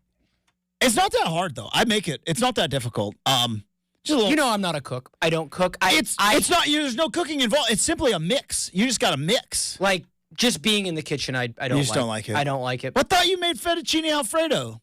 Oh no, that's Mom's recipe. Oh, you don't do it. You just eat it. Yeah. You just consume it. Yeah. You're like, that's good. Again, that's a high quality fettuccine. Maybe why I'm single, Justin. I'm going to be the least effective person in the kitchen. Listen, far be it from me to give any relationship advice. I tripped and stumbled and fell backwards into like the greatest thing ever. Still don't know how I pulled it off, right? Still not quite sure how I pulled it off, but I did. I would say this, though, and again, take it for what it's worth. Spirit it's intended. I'd find one meal you can cook. You just get one. And get it. Not even perfect it, but just where, like, I know I can do this. Because I was like you. I couldn't make scrambled eggs. I'd like to know how many full-time reporters can cook. Get back to me on that. I'm a full-time radio host. I can cook like Gordon Ramsay over here. You didn't cook when you were my age and working at... No, that was my own fault. It was my own fault. Well, I didn't put enough time into it. Fair, but that's what I'm saying. It's like that's a pet peeve of mine. It's like I hate cooking. I hate wasting time in the kitchen. I'd rather have the food just magically appear. Like DoorDash delivery. All right, well, I'm just... maybe New Year's resolution. Maybe let's just do one. Let's just find one. Maybe work into it. Yeah, like, well, but it's just not something that brings me joy, Justin. It didn't me. You would be surprised. Learning new things, kind of fun. Being not so set in our ways, expanding horizons. There's a whole world of possibilities out there, Brenden. You're like, nah, I'd rather just do my own thing. Just leave me alone. Got it. All that being said, I'm pumped up for some eggnog. Yeah, that's not Thirsty Thursday, though, Justin. I guess just the eggnog part. We need to get back to eggnog to close out on some drink part of it, right? Yeah, I mean, you're right. Life advice, that's a different segment. That might be a 2024 segment. Life advice with Uncle Justin. Let's do it. Brendan's like, please, God, no. As long as we can come up with a compelling storyline. I'm pumped up for the eggnog. Do you like the spiced cider, the spiced apple cider? You know, it's like sitting on the like in a nice pot on the stove, so it's like nice and warm with a couple cinnamon sticks in there. Yeah, eggnog and spiced cider are probably two of my favorite things to spike with alcohol. Yeah, buddy. Of anything. Whether it's like, give me that. Listen, if we're going to have a drink on Christmas, we got to have a little Christmas cheer. Right, you know what I'm and saying? give me, like, Justin, this is only, eggnog's around 3 months out of the year. I'd rather put alcohol in eggnog before I ever put alcohol in soda and was like a Crown and Coke or something like. Yeah. You know, I just think that eggnog and specifically spiced cider, underrated in the being able to be mixed with alcohol department. I'm pretty pumped up for the eggnog. I am. What do you mix it with? Or bourbon? I go bourbon. Yeah. Yeah. Bourbon is. But now I saw one. I might want to try. I saw one where you take the eggnog with a little. You almost make like a White Russian out of it. So you make a. And I don't know. We still do disavow Putin. Okay. We disavow Putin. Well, you know, but we can still drink Moscow Mules and White Russians. Okay. But that's not supporting Putin. We can't. The Big Lebowski gave it to us, Justin. Yeah. Not. But yeah. so it was like an eggnog, but with a little coffee liqueur and a little vodka. I might try that because then add a little coffee flavor to it. Maybe even a shot of espresso in there. God, can you put it in a little? Can you bottle that and put it in a little vat and send it to Sherwood? I could send it to Sherwood. You know what I could do, Brendan? I could send you the recipe. Dude, see, now he's trying to get me to cook, folks. Bring it all the way back. All right, third hour coming up. Aaron Fenter's going to join the show. We've got the RCM mailbag. I do want to talk about this Steph Curry thing that Shaq brought up the other day. That's fascinating. We'll talk about that next. 620 Rip City Radio.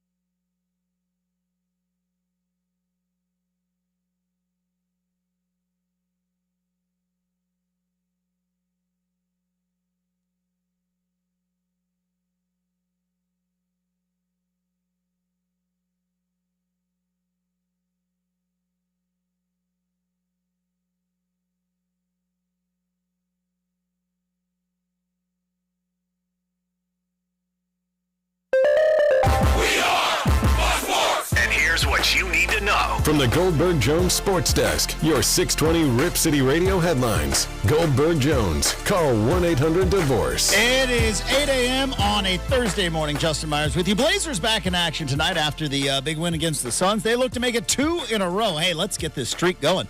They'll be taking on the Washington Wizards tonight at 7 o'clock at Moda Center. Pre-game coverage begins at 4:30 right here on 620 Rip City Radio. National Letter of Intent Day yesterday. Oregon has a top 10 class under Dan Lanning after flipping a wide receiver from Ohio State and USC, both on signing day. Ka-ching.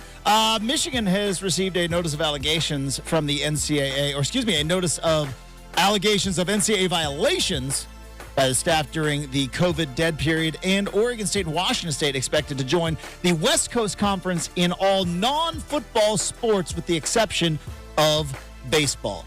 Coming up in 20 minutes, Aaron Fenter's boy, he had a day yesterday. And I can't wait to talk to him about it. Aaron Fentress joins us in 20 minutes. We've got the RCM mailbag, but Hour 3 starts right now on 620 Rip City Radio. The home of the OSAA is 620 Rip City Radio. The most transparent show in Portland is Rip City Mornings with Justin Myers, here on 620 Rip City Radio.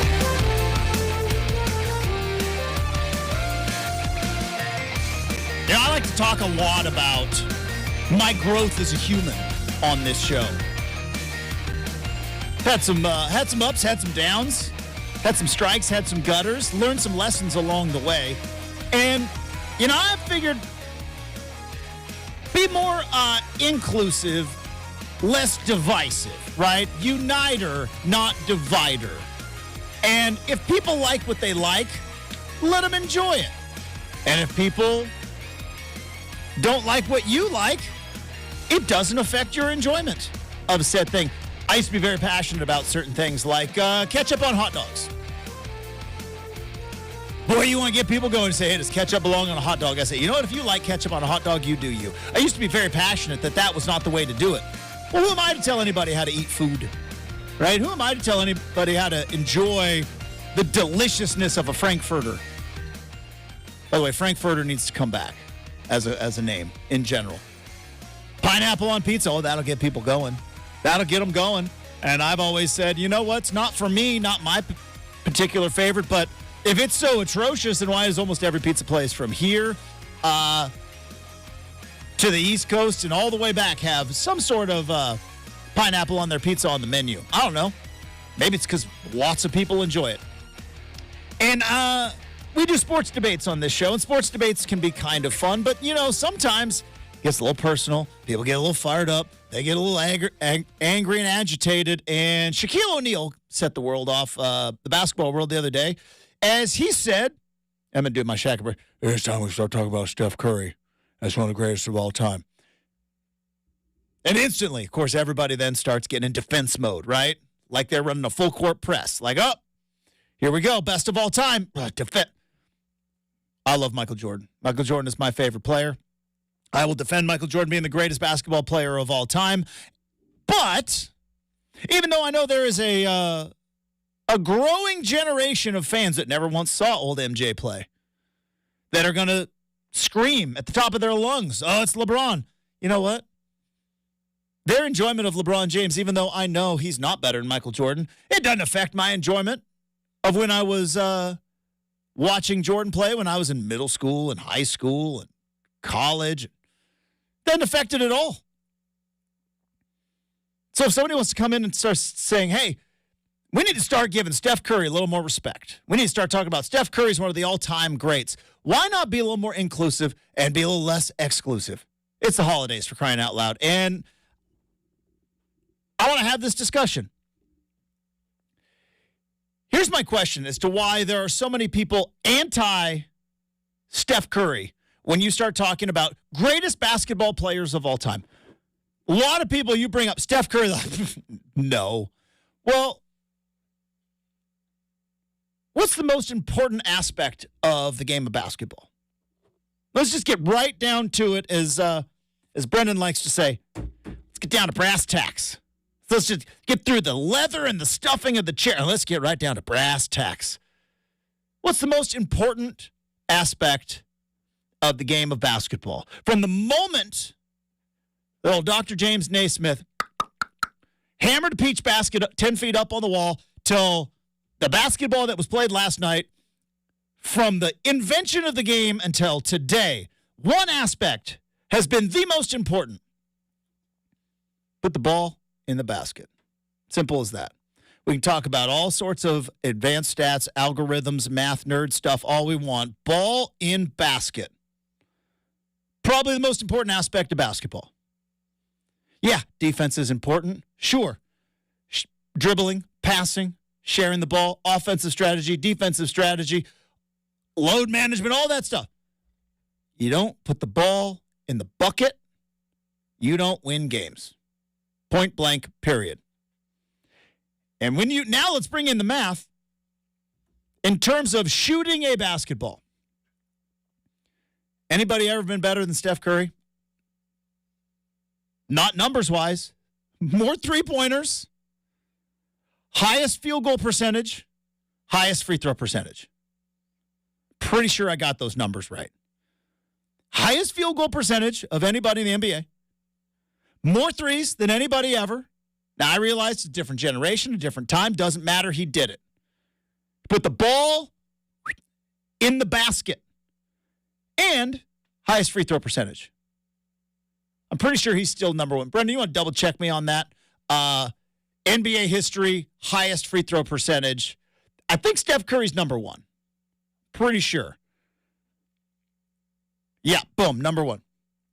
So, by the numbers, nobody's ever been better than Steph Curry putting the ball in the basket. And as we have established, I would say probably the most important aspect, most important skill. So if you have a sport that was invented and designed around ball in basket, this guy, best at putting ball in basket by any metric, how are we not talking about him being one of the greatest of all time? How is it so divisive? How is it so emotional and so,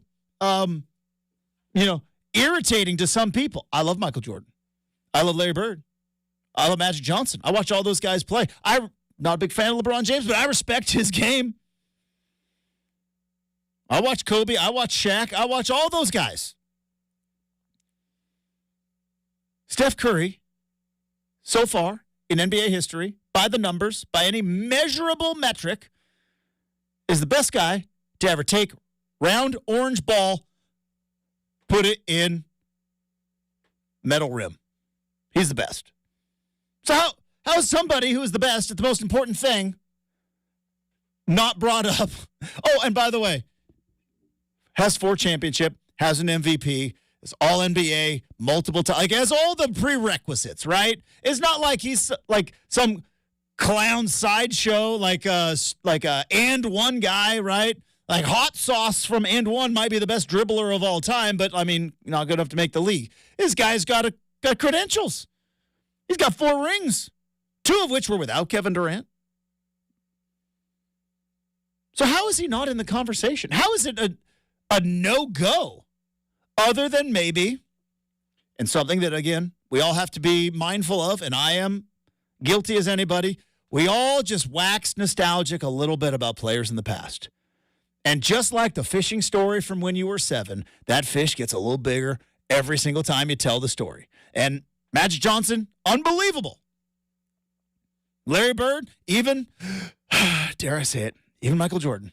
So what if you have the trophies to back up how big that fish was when you were a kid, Justin? Oh, yeah. Like, I was going through... You got a fishing trophy? Oh, yeah. No, it's... I've never been in a fishing competition, so I don't know. All I have is stories. Yeah, no, of the big, behemoth I pulled out of that lake. I didn't, but... Yeah, my grandparents moved recently, and they're like, hey, we got a whole bunch of your stuff. Fish trophy. Yeah, many.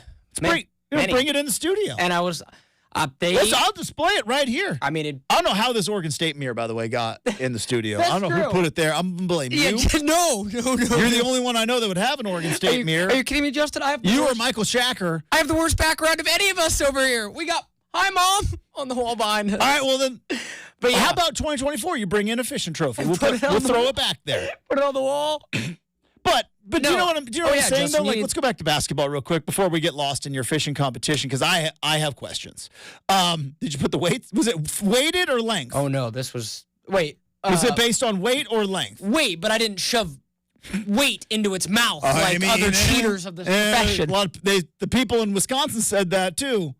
My fish were legitimately caught with these two hands. We got weights in fish. I love that. That was such a crazy story. Well, anyway, yes, back to your point. But do you see what I'm saying? Like we look back, and whether it's Kobe, R.I.P., whether it is Jordan, whether it is Magic, whether it is Bert, and they're all tremendous and great, and they're legends for a reason. And I'm not diminishing anything that any of those guys did, but we can't just sit here and look at Steph Curry's career and be like, yeah, but what? He puts the ball in the basket better than anybody else. I used to get into this argument all the time with regard to baseball. DH, Edgar Martinez, doesn't belong in the Hall of Fame, right? You probably heard that argument a time or two. Edgar Martinez doesn't belong in the Hall of Fame. All he did was hit. Pretty important part of baseball. Bat on ball. He was one of the best. Why not put him in? So I'm not saying open door and let everybody in. I'm just saying, you're talking about baseball. It's like, was Edgar Martinez a DH? Yeah, it was a position since the 70s. He was the best at it. Hitting's a hard thing to do. He is finally he did get in the Hall of Fame a couple years ago, and good for that. But it took far too long. So I don't understand why we just keep poo-pooing Steph Curry as like, he's good, but he puts the ball in the basket better than anybody else. In the history of this game. Where does he rank for you? Let's go. We love rankings on this show. Yeah, but I guess that's kind of my point, is like, I don't know if you can rank these guys. Michael Jordan said it best.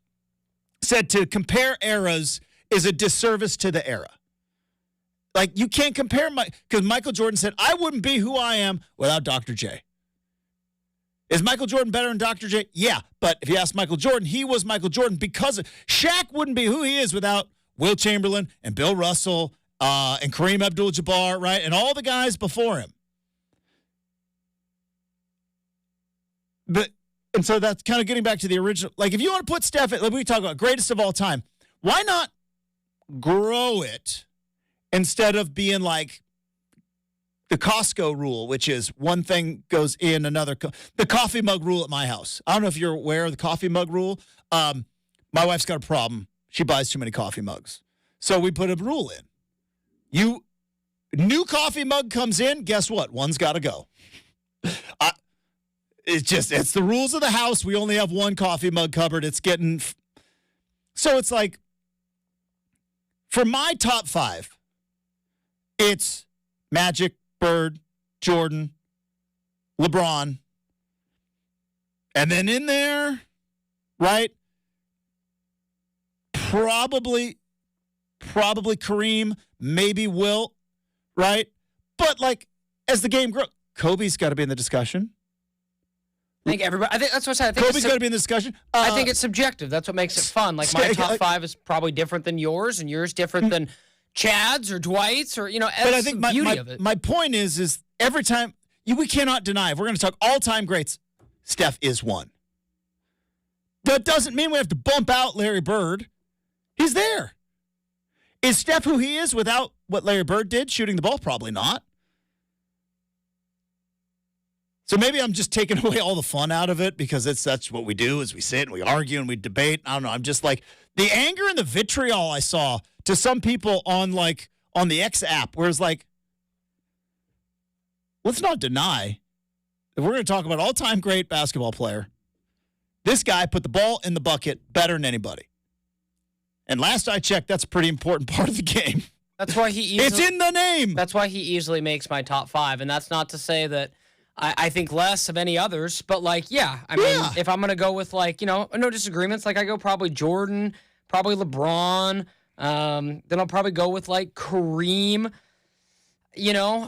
say someone like Magic gets bumped in my situation. I'd probably go Steph, and then probably, Larry Bird. Yeah, I could go Bird. You could have a case for Chamberlain.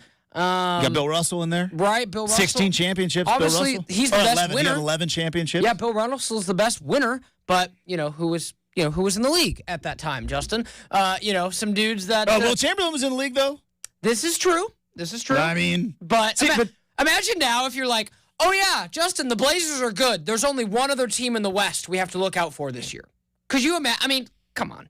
Now, not discrediting that. The wins are wins. We reward it. Yeah. But the NBA competition now is the best it's ever been. By far. I know. That's where Curry gets a little bump because has there ever been perimeter? Well, I don't know, though, because if you could hand check Curry. See, this is the whole point. Why not we just open it up a little bit more? Let's not put parameters on it and put top fives on it and just say, that dude put the ball in the basket.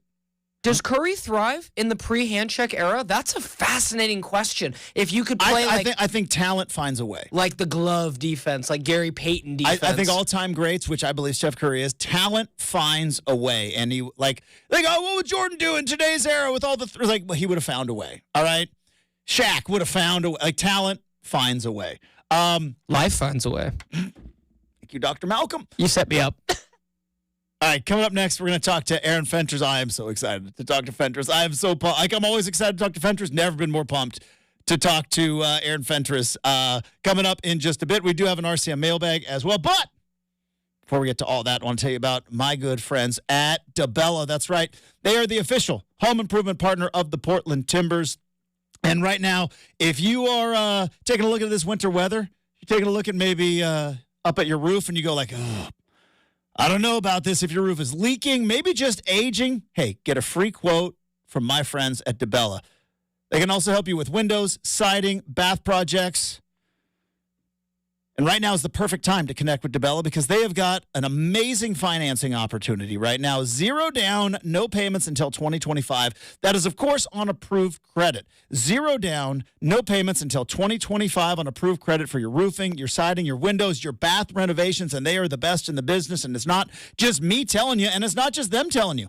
15,000 5-star reviews. That's right, 15,000 5-star reviews on Google for their excellent work. So, visit debella.us for a free, no-obligation appointment, and they can make updating your home as easy as can be. DeBella, DABELLA.US, the official home improvement partner of the Portland Timbers.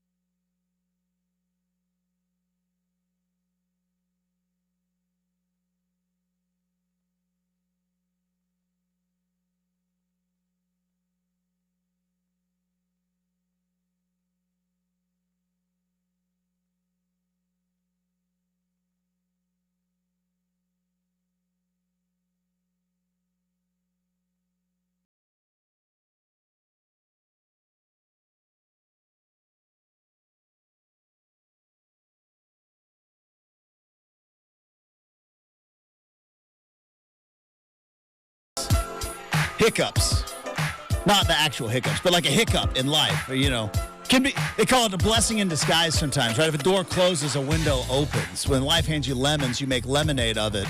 And we were supposed to talk to our next guest on Monday. Miscommunication occurred, but you know what?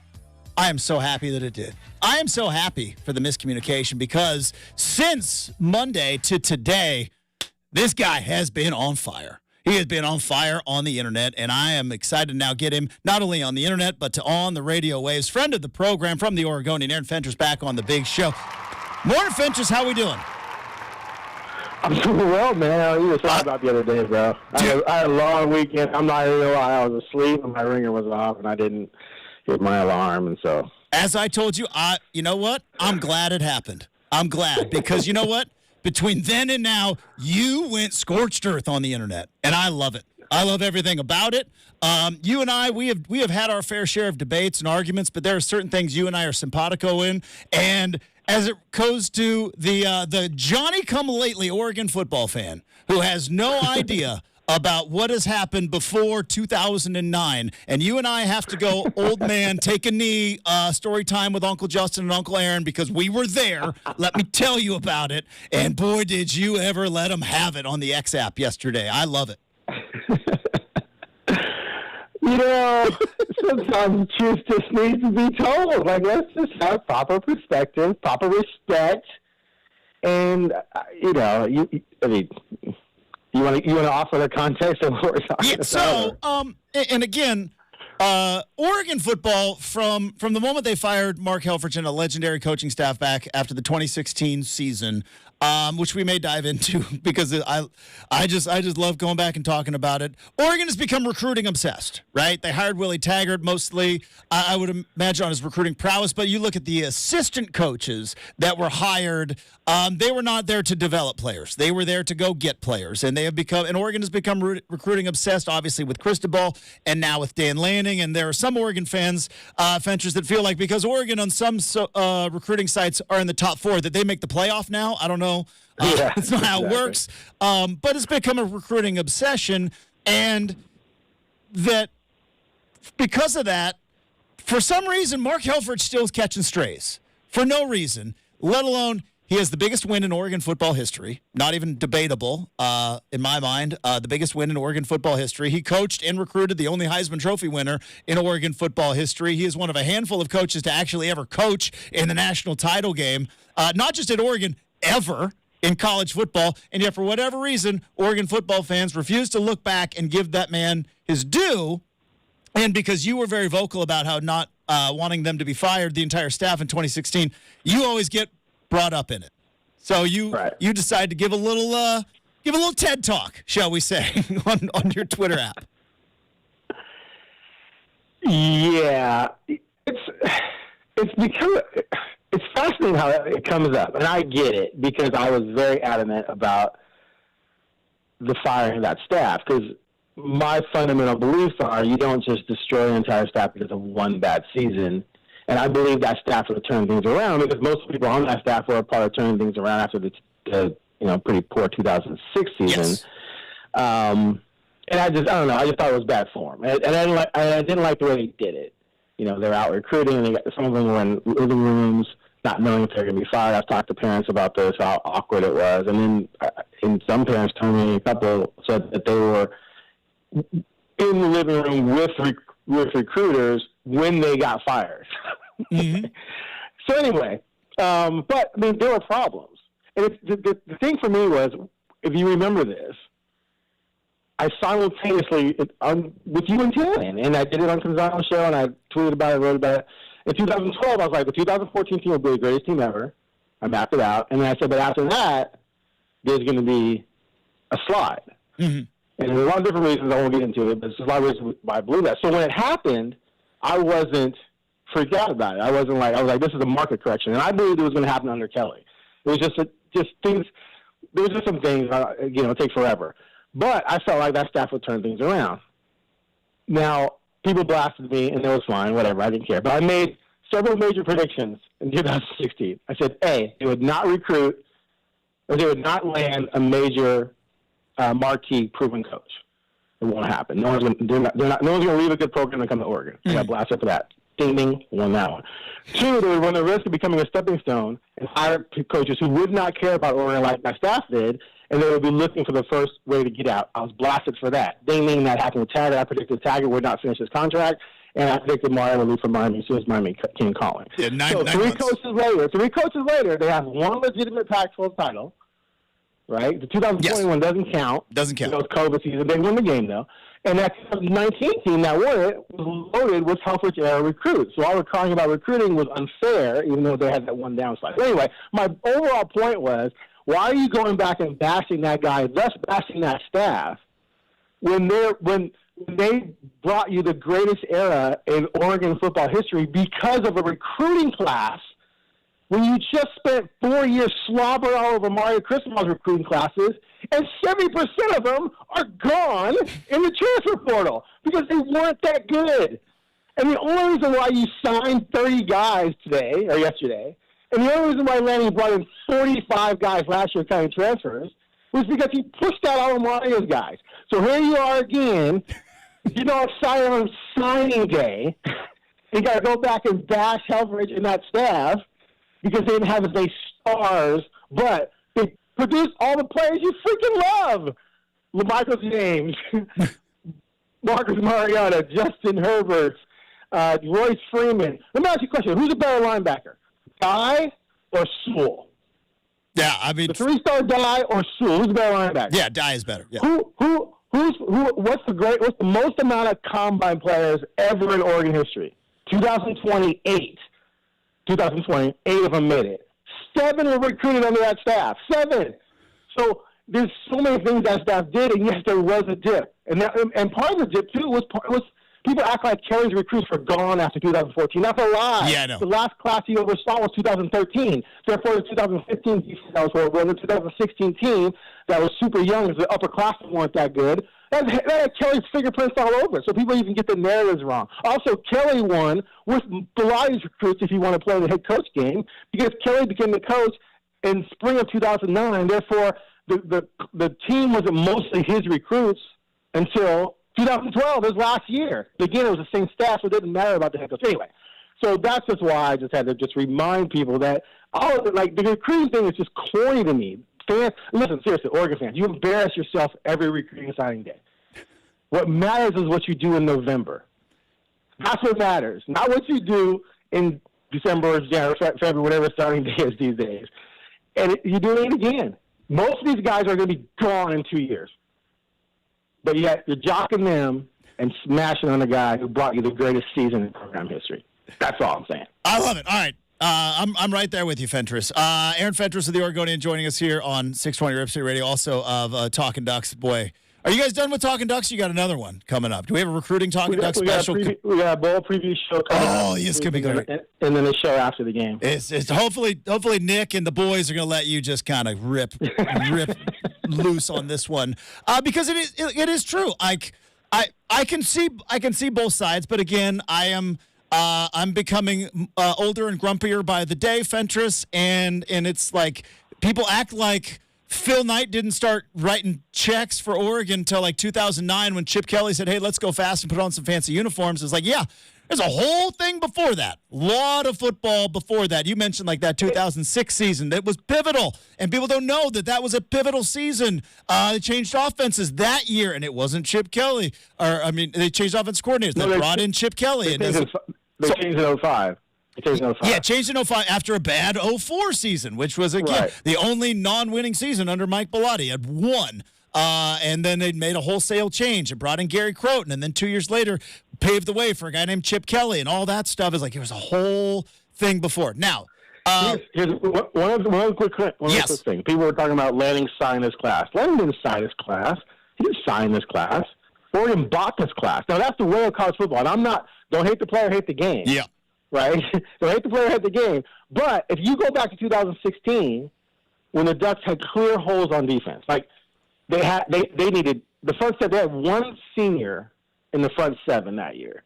That's how bad it was. And the defense was on Tislaus Buckner and Balducci and Armstead Harry gone 2 years prior. And imagine if they had $5 million in the transfer portal. Yeah. What do? He went out and got Vernon, but Vernon had to graduate. Remember, he had to take a math test? Yeah, the math test, yeah. So imagine if you gave that staff $5 million or $3 million, $2 million, whatever, to go out and fill those holes. What happens? Because the offense in 2016, even with Puka and Herbert, was top 10 in the nation. And that was with 4 redshirt freshman offensive linemen. You lost Devin Allen, you lost Crosby, you lost Freeman for part of the season. They still are one of the top offenses in the country. Give that team millions of dollars in the transfer portal, what happens?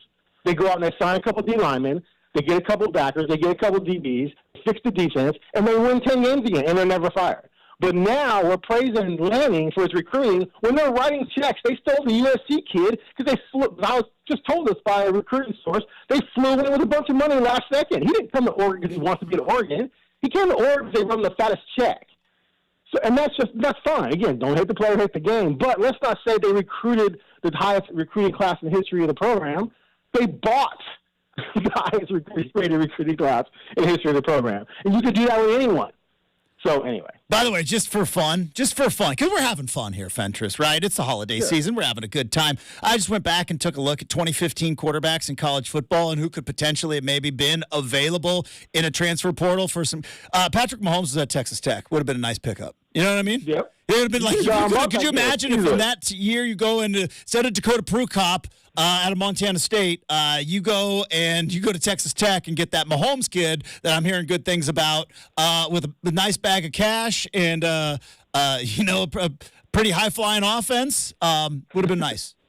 And where would Lanning be without the transfer portal the last 2 years? Yeah, but where would he be without Bo Nix? It would not be good. It would not be good because Ty Thompson. Would be 16-10. You'd be with Ty Thompson and you'd be a 500 team. A much lesser transfer. Anyway. Again, this is where I get frustrated because can't we just enjoy both? Right? Can't we just enjoy both? Exactly. I think Dan Lanning is a good coach. That doesn't mean we have to throw strays at Mark Helfrich. I was in Seattle at that time, and let me tell you, it was real fun in 2014 being in Seattle. They since got back in 2016. They never let me forget about it. But it was real fun in 2014 up in Seattle, let me tell you.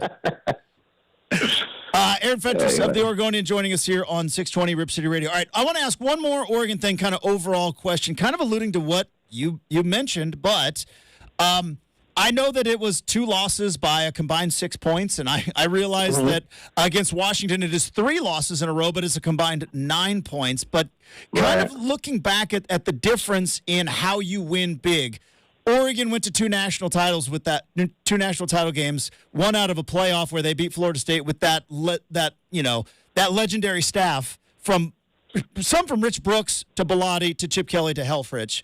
And since then, Oregon has become recruiting as obsessed, and as you mentioned, has won 1 legitimate conference title and hasn't been in the picture for the national title. Is this going about it the right way? Do they need to be more of a balance from recruiting obsessed as to maybe in-game coaching, development, as opposed to, or is it just transfer portal and NIL has changed the game now, and you just got to adapt or die?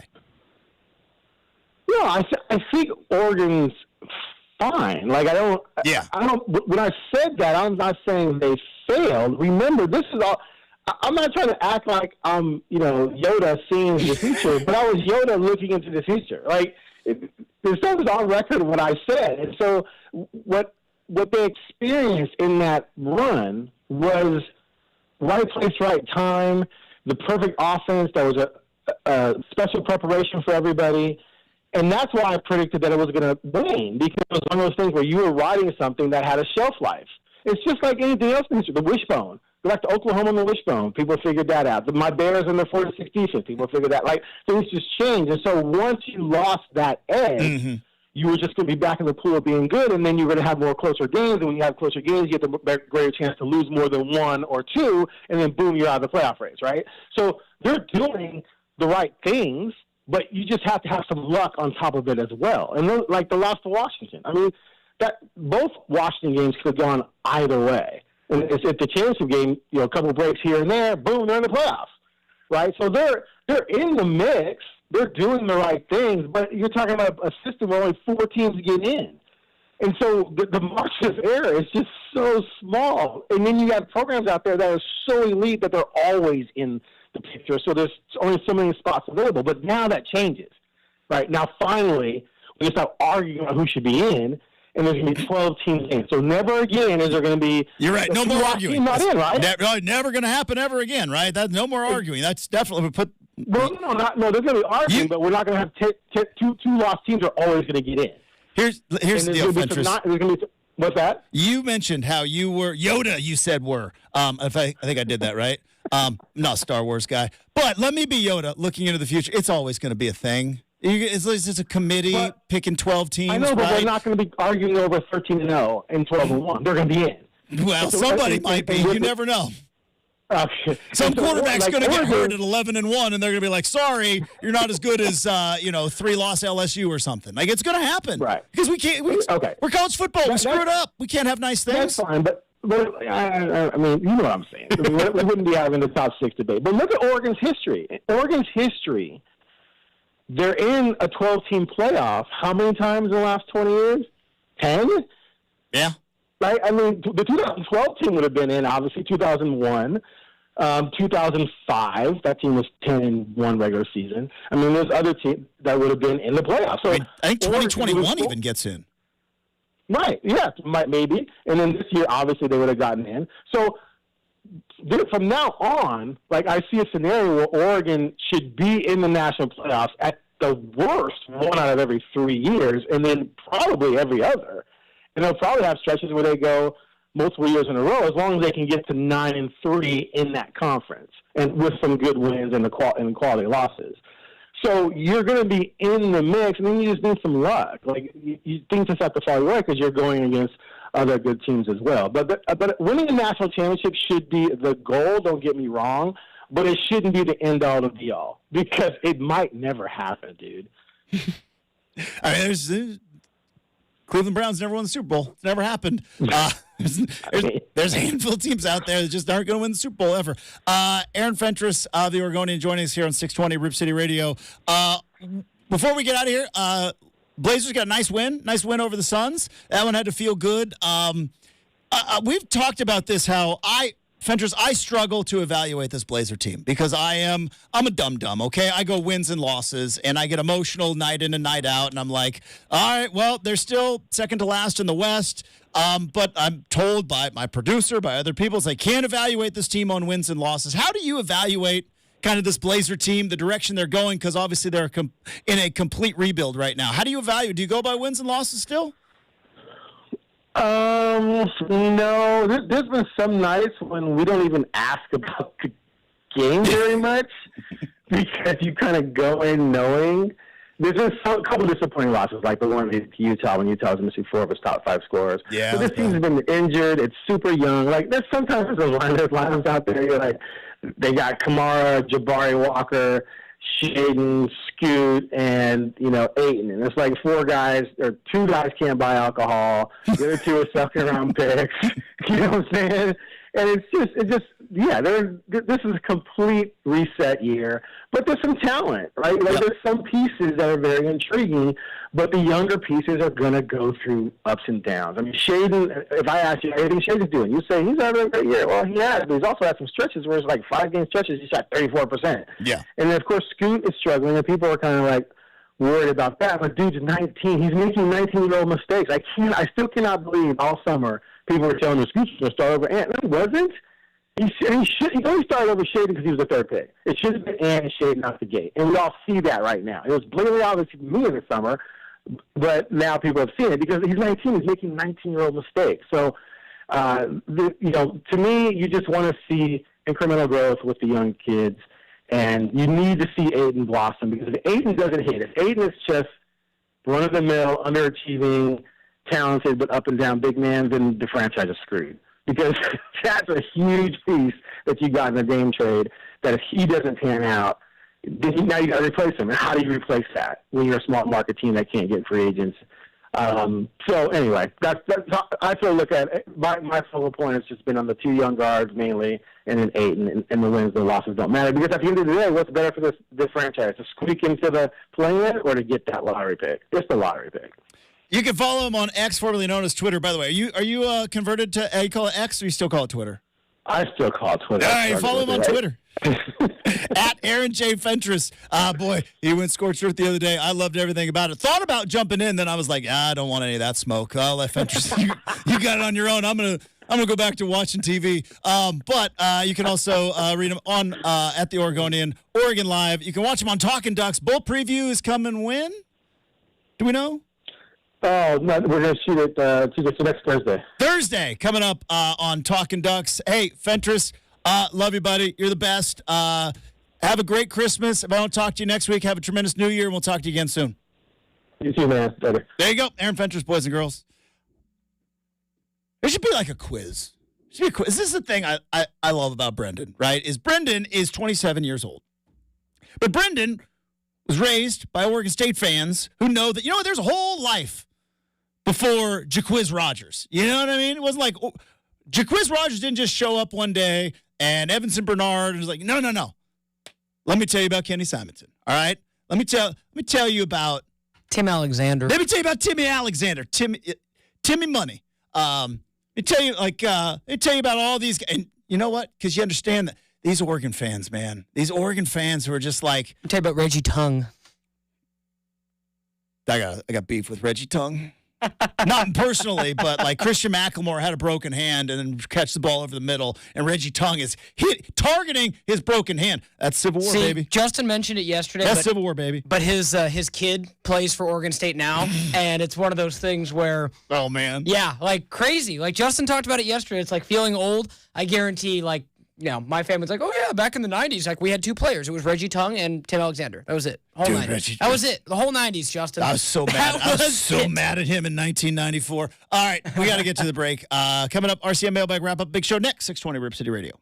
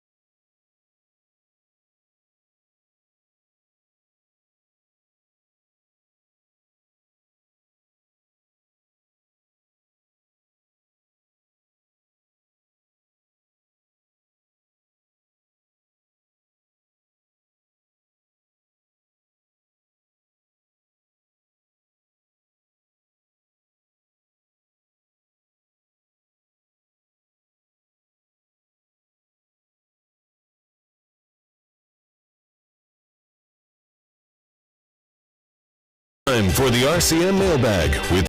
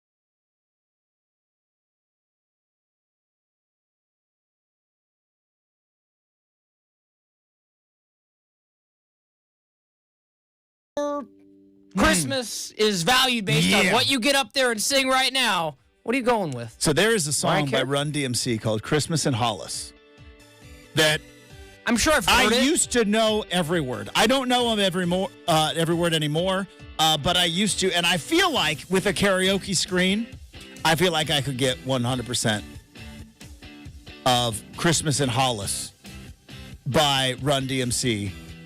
My mom had an album in the 80s it was called A Very Special Christmas. And it was like a big fundraiser, huge deal back in the 80s. And Run DMC did a Christmas song. Bruce Springsteen did a Christmas song. Madonna did a Christmas song. And so I grew up like listening to that album over and over and over in my house, obviously before streaming was in our lives. And I was so pumped when Christmas in Hollis would come on. It was a jam. That would be the one. Because I already know the words. Like, I probably know about 70% of them. But you give me a karaoke screen, I think I bring the house down. Plus, it's an awesome song. What about you? Where are you going? Man, there's a couple. Also, it's a hip hop version, so like I can't carry a tune. Yeah, I mean, if we're going old school, we could go like Blue Christmas, Elvis. You go Elvis? Dude, ever since I watched the movie, the most recent one from the starred Tom Hanks and Austin Butler as Elvis a year ago. Oh, yeah. Kind of had a little interesting like bump up in like interest in Elvis. A lot of the story I didn't really know about. So again, a guy that was gone well before my time. So there's one there. Like if we're gonna go like recent, like Bruce Springsteen, Santa Claus Coming to Town, or like what's the one that Michael Bublé sings? He sings all of them. I'm not a lot like Bublé Christmas, fan. I I'm think. not very popular around my in-laws' house because I have some Bublé hate, and they're like, "You get that Bublé slander out of our house." All right, that's gonna do it for the big show today. Thanks to Aaron Fentress, thanks to super producer Brenden, thanks to all of you. Hey, we've got a Fancy Coffee Friday to wrap up the week starting tomorrow morning. We'll talk to you then here on 620 Rip City Radio.